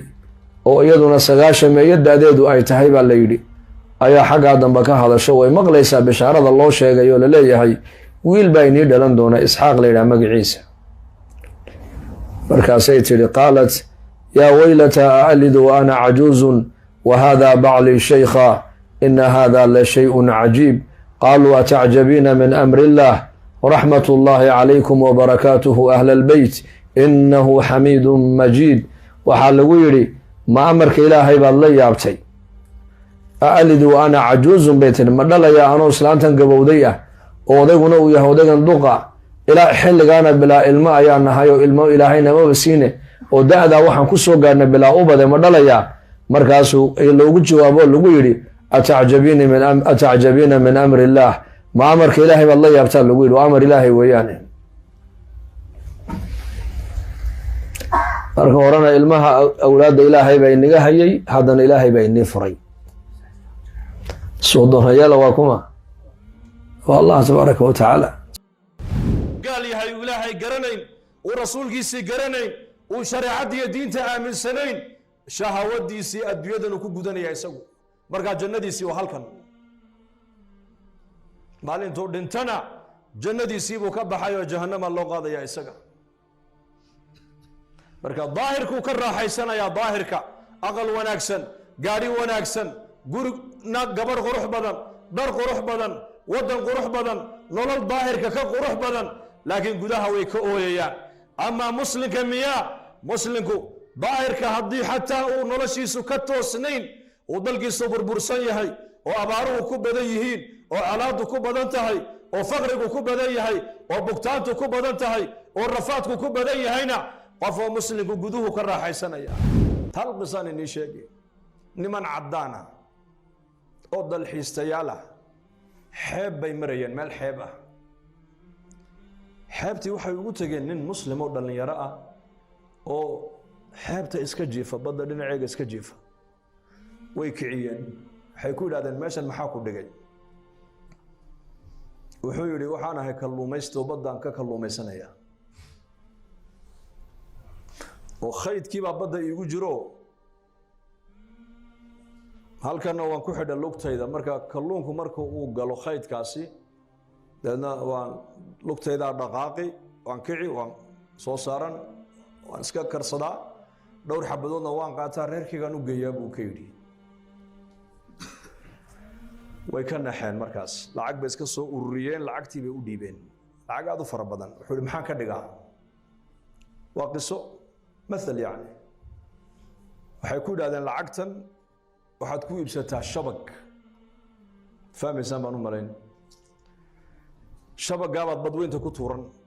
halkaad 2 iyo 3 maalintii aad qabanayseen 20 baad qaban markaasuu yidhi kadibna waxay yidhahdeen in muddo sidaa u shaqee lacagta yar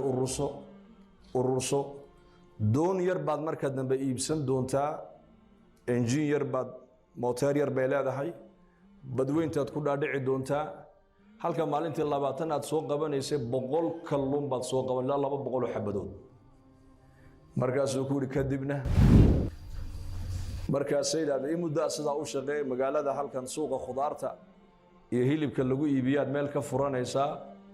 halkaasaad markaa ku iibinaysaa dadkoo dhan baa ku baranaya nin caamad waddanka ka noqonaysaa oo kalluunka lagu yaqaano hebel kalluun laba lagu odhan markaas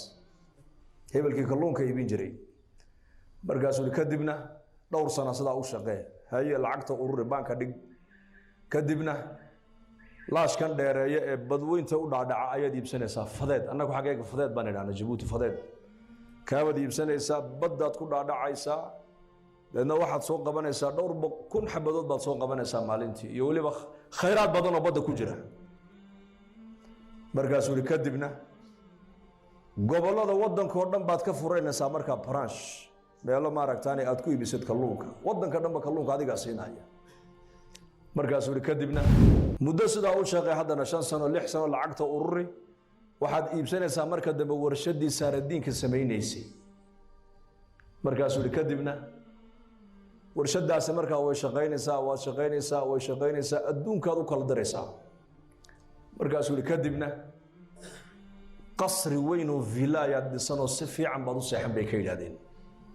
wuxuu yidhi hadda markaad ii timaadeen baad hurdayga kicisayna buu yidhi wuxuu yidhi ma hurdo un baan intaa u maraa buu yidhi soonigii hurday maa imikadan waxaan ka wadaa macna isku aragti ma nihin noloshan daahirka maaha nolosha muslimku ibnu taymiya raximahullah ayaa yidhi inna lilaahi jannatan fi dunya adduunyadan dusheeda ilaahay jannuu ku leeyahay ninka jannada adduunyada aanan gelina jannada aakhira ma gala buu yidhi jannada adduunyadu waa maxay waa xayaata aliimaani walacmaal inuu qofku noqdo qof qalbigiisa ilaahay mar walba ku haya xuska ilaahay oo qadarka aaminsan raaxadu maaha nolosha daahirka ku hagaagta tan maanta adduunyada dadku masiibo u yaqaanana masiibo maaha adduunyada masaa'ib way jirtaa laakiin masaa'ibta aakhirada masiibada adduunyada jirta masiibada ugu weyn waa dhimashada bal wax ka weyn sheeg masiibo way jirtaa adduunyada masaa'ibtu way badan tahay abaartu waa masiibo bugtaantu waa masiibo ilmahaagii oo kaa dhintay waa masiibo islaanta oo kaa xanuunsata waa masiibo ganacsiga tijaaradii oo kaa baabada waa masiibo hatta ardayga jaamacadaha dhiganaya hadduu imtixaanka waayo masiibo u arkaa laakiin masaa'ibta adduunyada inagu helaysa masiibada ugu weyn waxa weeyaan waa geeri weeyaan waa adduunka markay noqoto laakiin aakhire markii la joogo masaa'ibta aakhirada jirta masiibada ugu yar waxay noqon doontaa dhimashada أهل النار والعياذ بالله markay naarta ay galaan quraanka ilaahay noogu sheegay wanaadu ya malik liyaqdi alayna rabbuk qala innakum makithun afartan sanadood ayay ahla naarku naarta ka dhex dhawaaqayaan ay leeyihiin ya malik wa malaga furaha naaraha hayay ku leeyihiin rabbiga waxaad noo weydiisaa inuu nafta naga jaro bas aska dhimanaba maxay dhimasho u tamaninayaan bal sheeg dhibaatada ku haysata ee kale ayaa ka weyn dhimashada marka adduunyada markii la joogo masaa'ibtan adduunyada maan dadku ay masiibo moodayaan ta ugu weyn waa dhimashada weeyaan aakhira markii la tagana masaa'ibta aakhira masiibada ugu yar waxay noqon doontaa waa dhimashada weeyaan saadarteed adduunyadu way nagu weynaan agteena waxa la rabaa inay nala weynaato diinta islaamka muslim aakhiradu waa inay nagu weynaato wala dhimanaya dhimashada waxa ka dambeeya ha kula weynaadaan qabri baa ku sugaya qiyaama ku sugaya janniya naar baa dambaysa ilaahay baa lagu hor joojin doonaa noloshaadii adduunyada 100kii sane lagu siiyey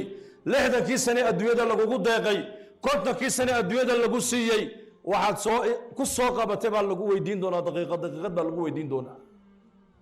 Ataa as-Sulaymi rahimahullah ayaa nin taabici abu haayo aad u murug badan salafu saalix waxa lagu yiri ya sheekh murugtaadani aad bay u murug waad murug badan tahay dadka maxaad dheer tahay baa lagu yiri waa nin kale yiri 30 sano isagoo qoslayna lama arag 30 sanana samada ma eegin baa la yiri dhulka uu muslaa weega u soconayay ninka meel u caddahay meel ka madow dadkaasi aakhirada ku weynidiya markaasuu ku yidhi almowtu fii cunuqi waalqiyaamatu mawqifi almowtu fii cunuqi waalqabru beyti waalqiyaamatu mawqifi wacala asiraati طariiqi walaa adri warabbii laa adri maa yasnacu bi buu yidhi warabbii laa adri maa yasnacu bi wuxuu yidhi maxaanan u murugoonayn maxaan la murugoonayn buu yidhi geeridii baa qoorta ii suran qabriguna waa aqalkaygii qiyaamahana waa lay joojin doonaa 40,000 oo sano buuhi ibnu cabaas wa fii yowmi kaana miqdaaruhu 50,000 sana 40,000 oo sano buuhi ibnu cabaas ayaa la joogi doonaa banka qiyaame 10,000 oo sanana xisaabta ku dhammaani doonta bal saacad halkaa joogso maalin ma joogi karna meel 40,000 oo sano ayaa sidaa loo taagnaa buuhi ibnu cabaas oo mufasirkii qur-aanka wax ka hore wax cideeda ka wax kuleylka kaa haraynayaa ma jiro meel la fadhiisanayaa ma leh meel biyo laga cabayaa ma leh geel la harsanayaa ma leh yowma yafiru lmar'u min akhiihi wa ummihi wa abiihi wa saaxibatihi wa baniihi likulli imri'in minhum yowmaydin sha'nu yuqniihi waliba waa maalin baa ilahay yidhi waa maalin habeen lama sheegin yowma yanduru lmar'u maa qadamat yadaah yowma laa tamliku nafsun linafsin shay'a يوم تبيض وجوه وتسود وجوه يوم ينظر المرء ما قدمت يداه يوم يعض الظالم على يديه يومئذ تعرضون لا تخفى منكم خافية ذلك يوم التغابن قرآن قال له شيء ويوم ومالين كليا حبين ملا مالين تاس ومالين تاس هاي سوق يسبولي جيت كسرانا وطريقا ظل مرايي ربي يمرك اللي هرجوجين وحكى له كل ما قال نبودي laa habeen bay seexdaan walaa maalin bay seexdaan dadkii aakhiradu ay qalbigooga ku dhibcday ayakoo qoslee lama arkin iyakoo adduunyo dhisanayna lama arkin cumar binu khadaab radia allaahu canhu oo saxaabadu ay hareero socdaan ayaa meel masbalada meeshan qashinqubka la yidhaah ee wasakda lagu shubo ayuu cumar iskor taagay markaabay saxaabadii iyo raggii la socday ajilada ahaa way dhibsadeen ilaa cimaamadahoogii ay sidaa yidhaahdaan markaasuu cumar ku yidhi haadihi dunyaakum allatii taxrisuuna calayha adduunyada aad maalin iyo habeen aad u dadaalaysaan halkay ku dambaysaan na tusinaya eega buu ku yidhi waa taas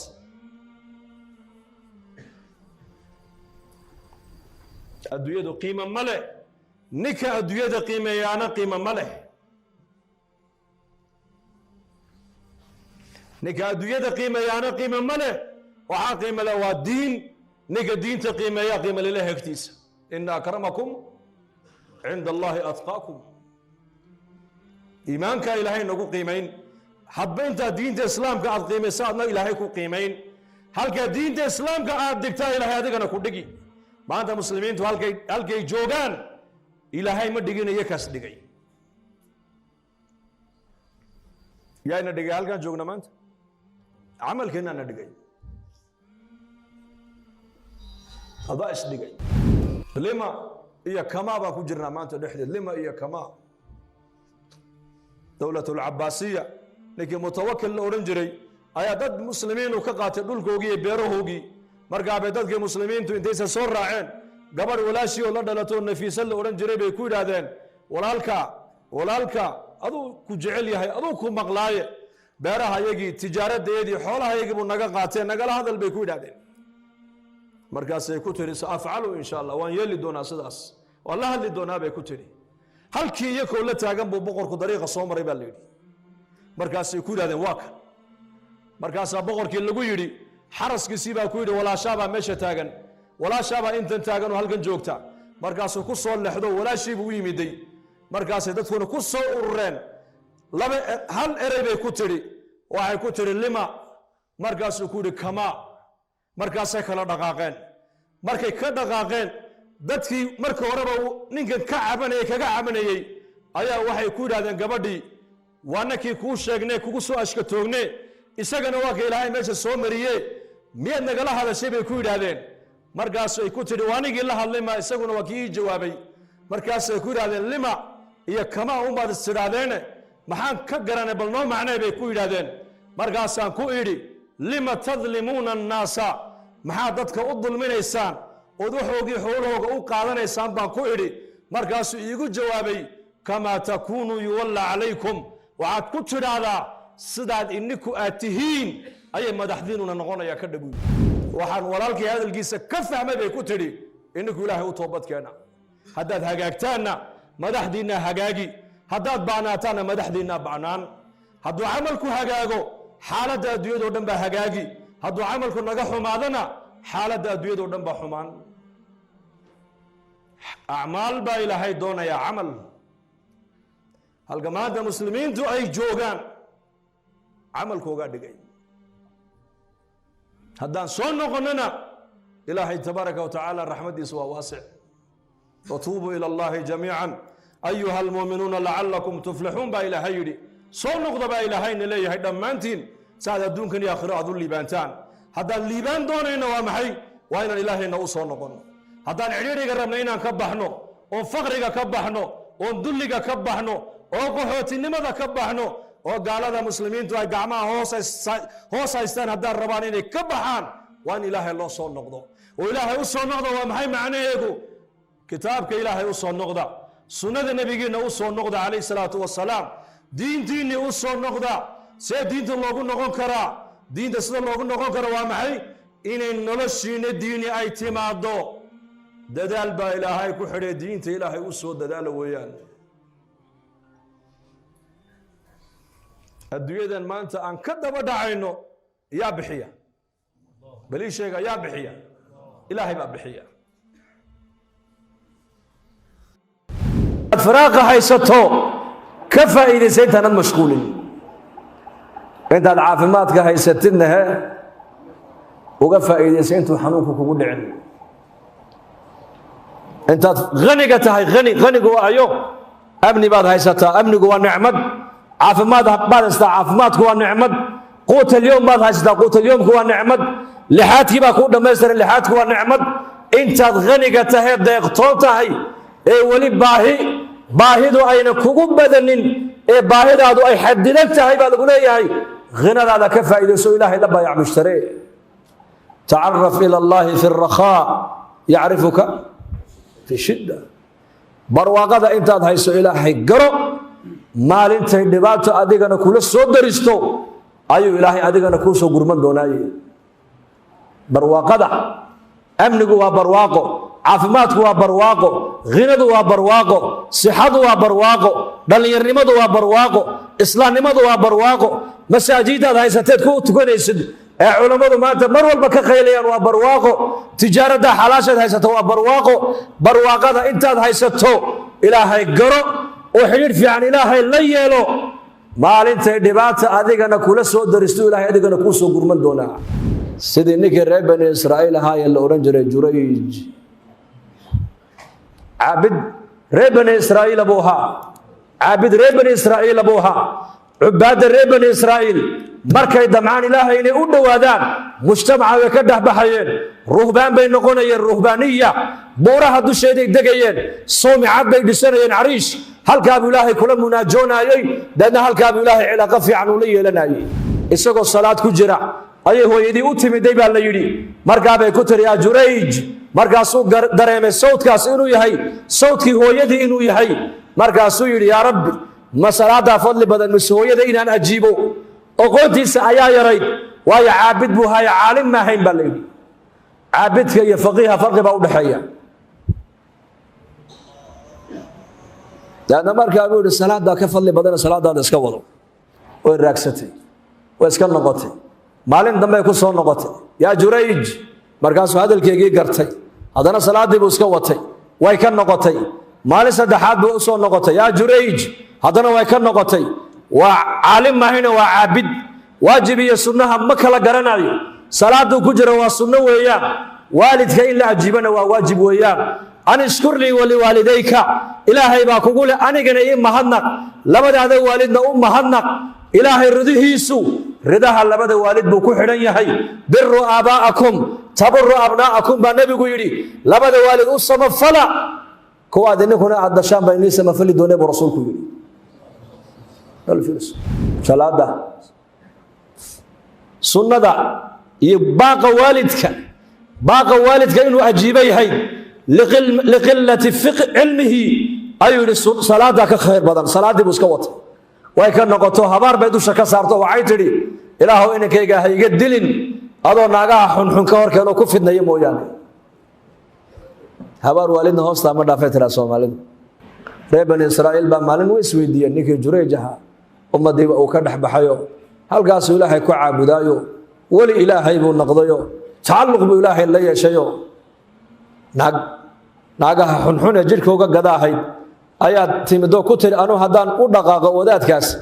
waa fidnayn oo diintiisa waan ka kala daadin iyo ma kartid iyo waad arki doontaan. bannaankiibay ugu timidee, buur dusheeday ugu timidee keligii, si walba way isku hordhigtay baa la yidhi. waxay leedahay bal ha ku damco, markaabay ku leedahay Jurayjo waa labadeennoo keliye, kaale waxaan doonaan samayno han ciyaarne. walaakiin Jurayj imtixaan hooyo unbaa ku yar dhacay mooyaane qalbigiisa waxaa ka buuxda ilaahay cadamadiisa iyo ilaahay cabsidiisa. taqwadu waa cajiib, taqwada Allah ina siiyo. gaadhiga maxaa qabta? gaadhiga bareegaa qabta soo maha? hadduu bilaa bareeg noqda ka warrama, meel walba uu jiidhi. dad badan oo muslimiina maxay macsiyada ugu dhacayaan? laanna taqwadoodiiba yaa noqoto daciif. iimaankay culammadu iyay ka baxayaan sharax cajiiba. waxay dhahdeen xadhigga laydhka kooraanka laydhka waa laba silig weeyaan, waa laba siligoo xaasow, midna waa muujib midna waa saalib, waa positive iyo negative. iimaanka markay culammadu ay sharxeen waxay yidhaahdeen waa yaqiin iyo taqwad. yaqiin waxaa la yidhaahdaa waa waxa taacadda ilaahay kugu kicinaya, yaqiin la yidhaahdaa. macruufka wanaagyada ilaahay ku faray waxa kugu istaajinaya waa yaqiinta weeyaan. macaasidana waxa kaa qabanaya waa taqwada weeyaan. marka gaariga waxa joojiyay qabtaa waa maxay? waa bareega, fareemka soo maha? hadduu bilaa fareem noqda ka warrama, dukaankanuu jiidhi war naga qabo, gaariga waa bilaa fareem. aqalkanuu jiidhi war naga qabo, gaariga waa bilaa fareem. maanta ummaddu maxaan macsiyadda ugu dhacaynaa? xaa beenta in la sheega dhaqan u noqotay? maxay dhallinyaradu zinada ugu dhacayaan?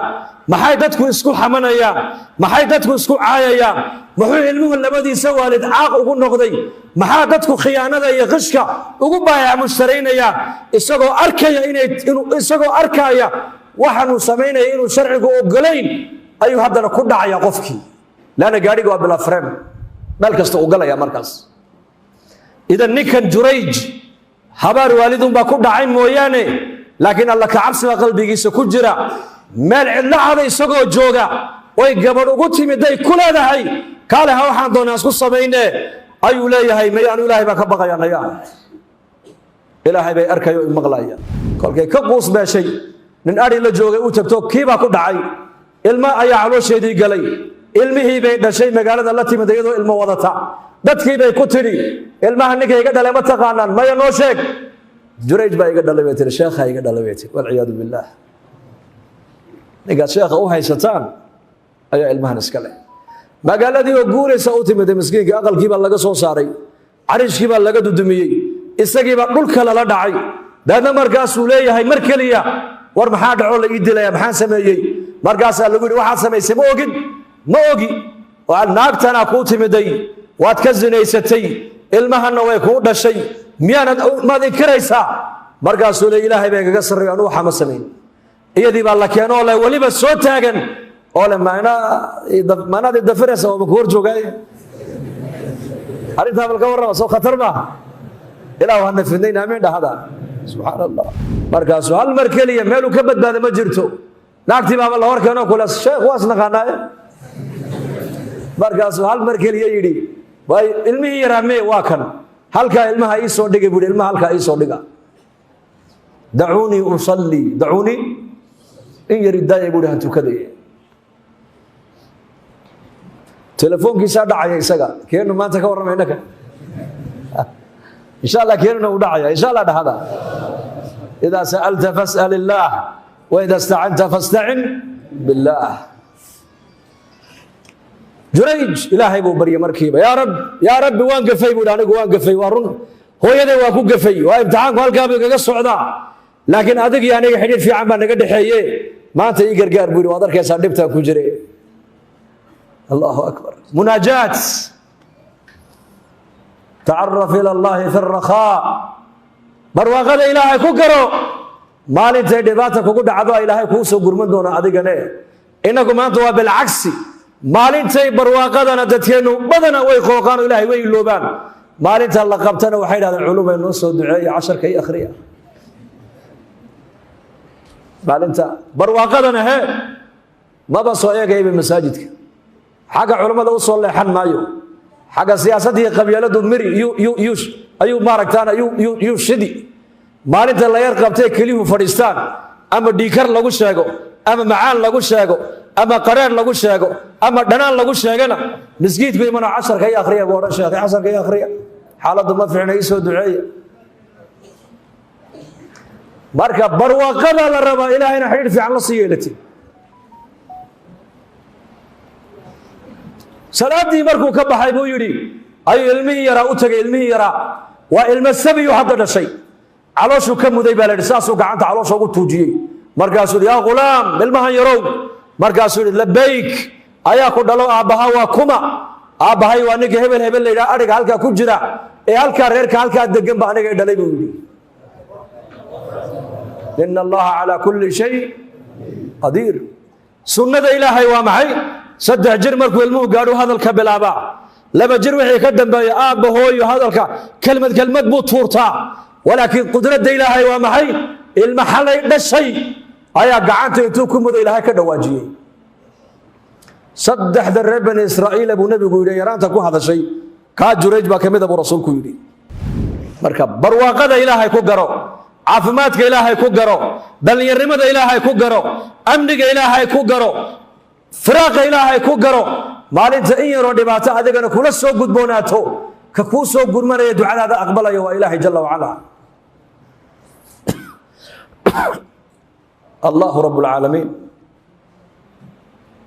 marka waalidkana de waad arkaysaa qisadaas hooyada habaarkeedu uu dhaca marka hooyooyinkana iyo aabbayaashana waxaan kula dardaarmaynaa war ubadkiinu hadday inaga cadhaysiiyaan hadal xun ka ilaali afkaaga soomaalidu moogtahay afkeennu iska balaaya ku qaada baad odhan way qaadi balaayadii dhibta ayay kugu soo noqon dhibta ayay ku soo noqon dhibta adigoo bay kugu soo noqon baabuurku la qallibay buu yidhi wuu la qalliba baabuurkii 4 adin buu ka jabay isagii baa la dulkan u haya carabta ayaa naga fiican xagga curfigaas carabta dhaqan waxay leeyihiin ilmaha yar hadduu waalidkiisa uu ka yar cadhaysiiyo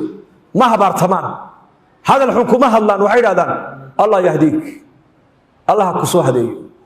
hooyo allaha kuu naxariisto hooyo dembigaaga allaha dhaaf hooyo waalidkaaga allaha janneeyo waa u cadhoonayaa waalidkii laakiin hadalka ka soo baxaya u fiirso innakana waraaba ku qaaday daad kula teg kan mid baa tidhi alla kan uu dhibe magafo allaha gacanta u geliyey bay tidhi magafo gacanta u galay aqalkay ku jirtay bay iibisay yaa ishabaaray markaa adigoo baa ishabaaray marka waalidadana waxaan leenahay hadday ubadku nagu yar qaldamaan ha habaarini hadal fiican ku hadla dhallinyaradana waxaan leeyahay albaabadii jannada ka mida weyaan waalidkaagu iyo inuu kaa xidhmin albaabkaas albaabada jannada ka mida looga galo weeyaan waalidku intuuna kaa xidhmin waalidkaaga ur noqo baari sidaad aakhiro aad u mutaysataa albaabka inaad ka gashaa jannada zubayr curwata binu zubayr buu ahaa taabicigii caalimka ahaa iyo jaliilka ahaa ee dhashay asmaa binta abi bakar waxaa la yidhi hooyadii baari buu u ahaa hal maalin baa lagu yidhi curwow adoo hooyadaa cunto la cunaya laguma arkine haddana saad hooyadaa baariga ugu tahay waan la yaabanahay maalin keliya cunto lama cunine maxay ku dhacday baa lagu yidhi waxaan ula cuni waayey baa jirta buu yidhi waxaan ka baqay buu yidhi luqmadda ay isha ku qabato inaan ka hor qaato oo aan cunoon caaqul waalidiin ku noqdaan ka baqay buu yidhi dalku ka fikiraya innakana hee islaantan yar qaylo badana haddaad hooyadaa ku tiraahda islaantan yar qaylo badana kaad adigu aad dashaa ku odhan doona waraabaha qaylo badana way dhacdayna taasi maanta ninbaa sakhraan buu ahaa bale sakhraan habeen walba aabihii buu garaaci jiru dili jiray markaa jaarkaa u soo baxoo ka celiya warduqa iska daa habeen habeenada kamida kolkuu khamrigii ka soo dhargay ayuu intuu yimid scotch alcool buu afka kaga dhajiyey degtuu ku qaatay magaaladii buu kala baxay bannaanka markuu la baxay buu ka furay baa la yidhi afkii kolka odaygii dhiman gaadhay wuxuu yidhi aabba naqaskaad igu dhajisay adiga maanta magaaladii igala soo baxay halkeed igu wadaa wuxuu yidhi qudha kaaga jarayaa buu yidhi maanta waa sakhraan markaasuu yidhi ma inaad dishaad ii soo saaratay haa geedka hay dhaafinahu igu hoos dil buu ku yidhi geedkaas sakhraankii baa ku yidhi geedkan maxaad u dooratay ii sheeg wuxuu yidhi waa kii aniguna aabbahay aan hoostiisa ku dilay buu yidhi waa waxaan geystay sidaad waalidkaaga maanta aad u qabato ayaa adigana ilmahaagu ku qaban ogow waa muxamed calayhi salaatu wasalaam inantii uu dhalay waa afarta uu nebigu yidhi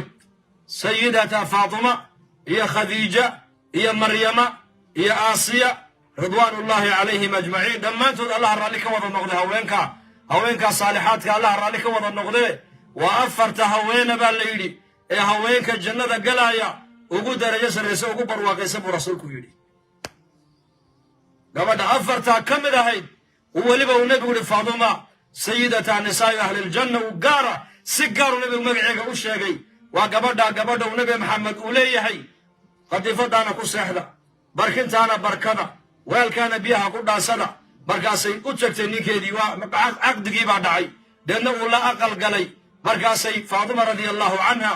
biyahana iyadaa soo dhaaminaysay baa la yidhi yaa qooshkana waxaa la yidhi burkana markay samaynayso labada dhagaxee waxa lagu ridqa gacanteeday ku ridqaysay qooshkana gacanteeday ku xashaysay markaasaa gacmaheygii baa noqday dhagax gacmihii baa noqday adayg cali bnu abi aalib radia allaahu canhu isaguna beerta intuu magaalada madiina beeraley weeyaan nimanka beeralayda intuu beerahooga tago ayuu biyaha u soo saaraa biyaha markaasuu baaldigii biyu beerta ugu shubaba xabad timuru mushqaayad u qaataa gacantiisii baa noqotay isagana dhagax maalin maalmaha ka mida labadoodii baa isku yimid oo waxay yidhaahdeen cali baa yidhi faatuma bal gacmihiisa ay adkaadeen eeg markaa bay ku tidhi cali anigana gacmihiisa ay adkaadeen bal arag bay ku tidhi dadka adduunyada la siiyey jacaylo looma siin dadka ilaahay uu jeclaa waa dadka rafaadka ku noolaayo ogaada adduunyada iyaka waa laga ilaalinayey dadka la siiya adduunyada lama jeclay ka dhigan tahay dadka ilaahay uu jecel yahay adduunyada uu ka ilaalshadaa ilaahay diin buu siiya iyaka diin buu ilaahay siiyaa marka cali baa maalin soo orday wuxuu arkay markii dagaal baa dhacay gaaladii jabtay ayaa dadkoogii dumarkoogii raggoogii addoommahoogii xoolahoogii baa la soo qaaday magaalada madiinaa la keenay markaabuu nebigu calayhi salaatu wasalaam saxaabadiisu u qayminaya markaas saasuu usii siinayaa markaasuu faatuma ahba maanta xoolo badan baa ilaahay u keenay dad fara badan oo addoomaan asxaabtaa loo qayminayaa orada u tago bal inaad wax nooga soo qaaddo markaabay soo socotay nebigay u timiday markaabuu nebigu saxaabadii ku yidhi iiga banneeya buhi inantaydii baa ii timide markaasay u soo dhowaatay markay haw sheegtad ay tidhi ayay xishootay deedna halkaabay istaagtay markaabuu nebigu uu soo kaco wuxuu hi ha xishoona waxaad u baahan tahay ii sheeg markaabay ku tidhi yaa rasuul allah xoolaha intaa legna way kuu yimaadeen wadiga saxaabadaadii geela iyo xoolaha iyo dahabka iyo lacagta iyo shaqaalaha u qaybinaye aniga gacmahaygii meenad arkaysay u adkaadeen dadkana shaqaalo nooga qabo xoolahana wax naga sii bay ku tidhi markaabuu nebigu ku yidhi sal sl intuu madaxa u taabtuu ku yidhi aqalkaan kaaga daba imanaye iska soco buu ku yidhi markaabay soo noqotay uu u yimiday waxuu u yimiday baa la yidhi habeenkii iyagoo sii seexanaya oo qadiifadii dhinacan ay goglanayeen dhinacan ay ka huwanayeen hoosta ka galay un bay arkeen nebigoo dul taagan oo dul jooga markaasuu cali xishooday illa waa soddogii baa dul taagane inantiisiina meeshu kula jiraa markaabuu nebigu ku yidhi calaa rislikumaa buu ka yidhi madaxa intuu qabtay labadoodii ayuu yidhi ha kicinaya halkiinaa fadhiya buu yidhi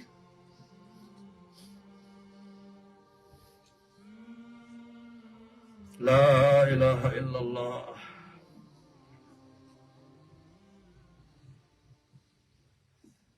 ha kicina buu ku yidhi halkiina iska jiifa lacag iyo xoolo iyo dad inii shaqeeya waan ini siin karaa laakiin waxaan inii siin waayey baan nii sheegi haddaan ininka inisiiyo waxaa lagu sheekayni doonaa muxamed calayhi salaatu wasalaam halka saxaabadiisii ay gaajo la dhimanayaan ayuu hantidii uu dowladda islaamka iyo dhaqaalaha diinta uu ku helay ayuu ubadkiisii iyo reerkiisii siiyey bay odhanayaan buu yidhi laakiin xoolo aan inisiin lahaa iyo dad inii shaqeeya oon inisiin lahaa waxay naga khayr badan baan inii hayaa waa maxay markaad habeenkii aad jeefanaysaan waxaad tidhaahdaan subxaana allah 33 goor dhahada alxamdu lilah 33 goor dhahada wallaahu akbarna 34 goor dhahada buu nabigu ka yidhi adkaar buu siiyey waa tasbiixaatu lfaatimiya ayaa la yidhahdaa maalinkii oo dhan baa la yidhi daalka qofka muuminka uu soo galo adkaartaa kolkuu habeenkii akhrista baa la yidhi tacabka ilaahay waa ka qaadayaa sidaasuu nabigeennu sala allahu calayh wasalam qoyskiisa uu adduunyada uga ilaalinayey guurkooguna sidaasuu u fududaa asxaabta rasuulka marka maadaama dhul fasaad badan uu maanta adduunka iska jiro oo fasaadku meel walba uu ku batay maanta oo waxyaabo badanna maaragtana dhulkani ay ka jiraan oo fasaada oo dhulkeeni aanan ka jirin waa inaan dhallinyaradeenna guurka u fudaydinno weeyaan aqalladeennana qur-aanka inaan ku akhrisanno suuratu lbaqara waa kii nebigu lahaa calayhi salaatu wasalaam laa tajcaluu buyuutakum maqaabira aqalladiina qabuuraha ka yeelina buu nebigu yihi calayhi salaatu wasalaam fa ina ashayطaana yanfiru min albeyti aladii tuqra'u fiihi suuratu lbaqara baa nebigu yihi calayhi salaatu wasalaam aqalladiina qabuuraha ka dhigina maxaa yeelay aqalka dadka dhex jooga salaada aynan tukanaynin qur-aanna aynan ku dhex akhrisanaynin dikrina ay ku dhex samaynaynin diinna aynan ku dhex baranaynin aqalkaasi waa qabri bannaanka ka dhisan dadka ku dhex jirana buu imaam tirmidi waa dad intay lamid yihiin buu yidhi aqalladiina qabuuroo kale ha ka dhigina buu nebigu yihi calayhi salaatu wasalaam maxaa yeelay suuratu lbaqara aqalka dhexdiisa lagu akhrista buu nebigu leeyahay shaydaanku aqalkaa waa ka farxaa waxaan igula dardaarmaynaa lafahaygana kula dardaarmayaa inaad aqalladiinana maaragtaanay aad qur-aanka ku dhex akhrisataan oo ubadkiinnana sunnaha nebi maxamed aad bartaan sunnatu tacaam aadaabta cunnada lagu cuno aadaabta loo jiifsado aadaabta dharka loo xidho idanta yaraanteeda asturka bar tarbiyadda islaamku ilmahaaga bar waan ognahay waddannadan duruufo badan inay jiraan laakiin haddaan ilaahay amarkiisa ilaalinno inninkan ilaahay baan ilaalina ogaada khayru lkalaami maa qalla wadalla hadal badan waxaa ka khayr badan hadalka yaray murtida leh ilaahay hanu soo noqonno ha toobadkeenno oo han iscafinoo heese saamaxno xanuun kale oo soomaalida u gaara ayaa jira oo xanuunka qabyaalada layihahdo alqabaliya dacuuha fa inahaa muntina buu nebigu yihi calayhi salaatu wasalaam qabyaalada ka tega buu nebigu yihi calayhi salaatu wasalaam qabyaaladu maaragtaana waa qurmuun buu nebigu yihi calayhi salaatu wasalaam waa qurmuun qabyaaladu waa qurun ayuu nebigeennu sheegay sala allahu calay wasalam inay tahay hadalkaa goormuu nebigu yidhi waa markuu abudar alkhifaari uu bilaal uu ku caayay hooyadii uu yidhi in hooye madow waar kan hooyadii madowdahayow buu yidhi ereygii baa nebiga loo sheegay calayhi salaatu wasalaam deedna markaabuu nebigu abudar buu ku yidhi weliga adiga jaahiliyaddii baa kugu sugan buu yidhi khaslad jaahiliyaddii baa kugu jirta yaa abaadar inna fiika khaslatun jaahiliya buu nebigu yidhi ka taga buu nebigu yidhi qabyaaladda iyo cunsuriyadda waa qurune buu nebigu yidhi calayhi salaatu wasalaam ka taga buu nebigu leeyahay qabyaaladii waa qurune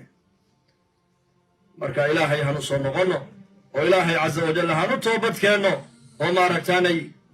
dalkanaad timaadeenna waxyaabaha aan ku badbaadi karnaa waxa weeyaan inaas haysataan sidaas ku haysataan oo midnimo aad muujisaan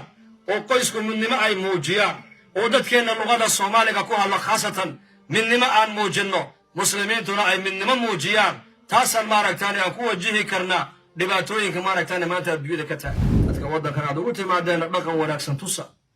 akhlaaq wanaagsan kula dhaqma maxaa yeelay waxay haysteen iyaku waxbay naga siiyeen laakiin nicmadda islaamka ilaahay innaka uu ina siiyey ee adduunya aakhira lagu badbaadaayey maxaan ka siinay waa kaas si diintu nolosheenna u timaado oo ubadkeenna innakuba aan u badbaadno raggiinnana maaragtaane dacwadda iyo dadaalka diinta maaragtaane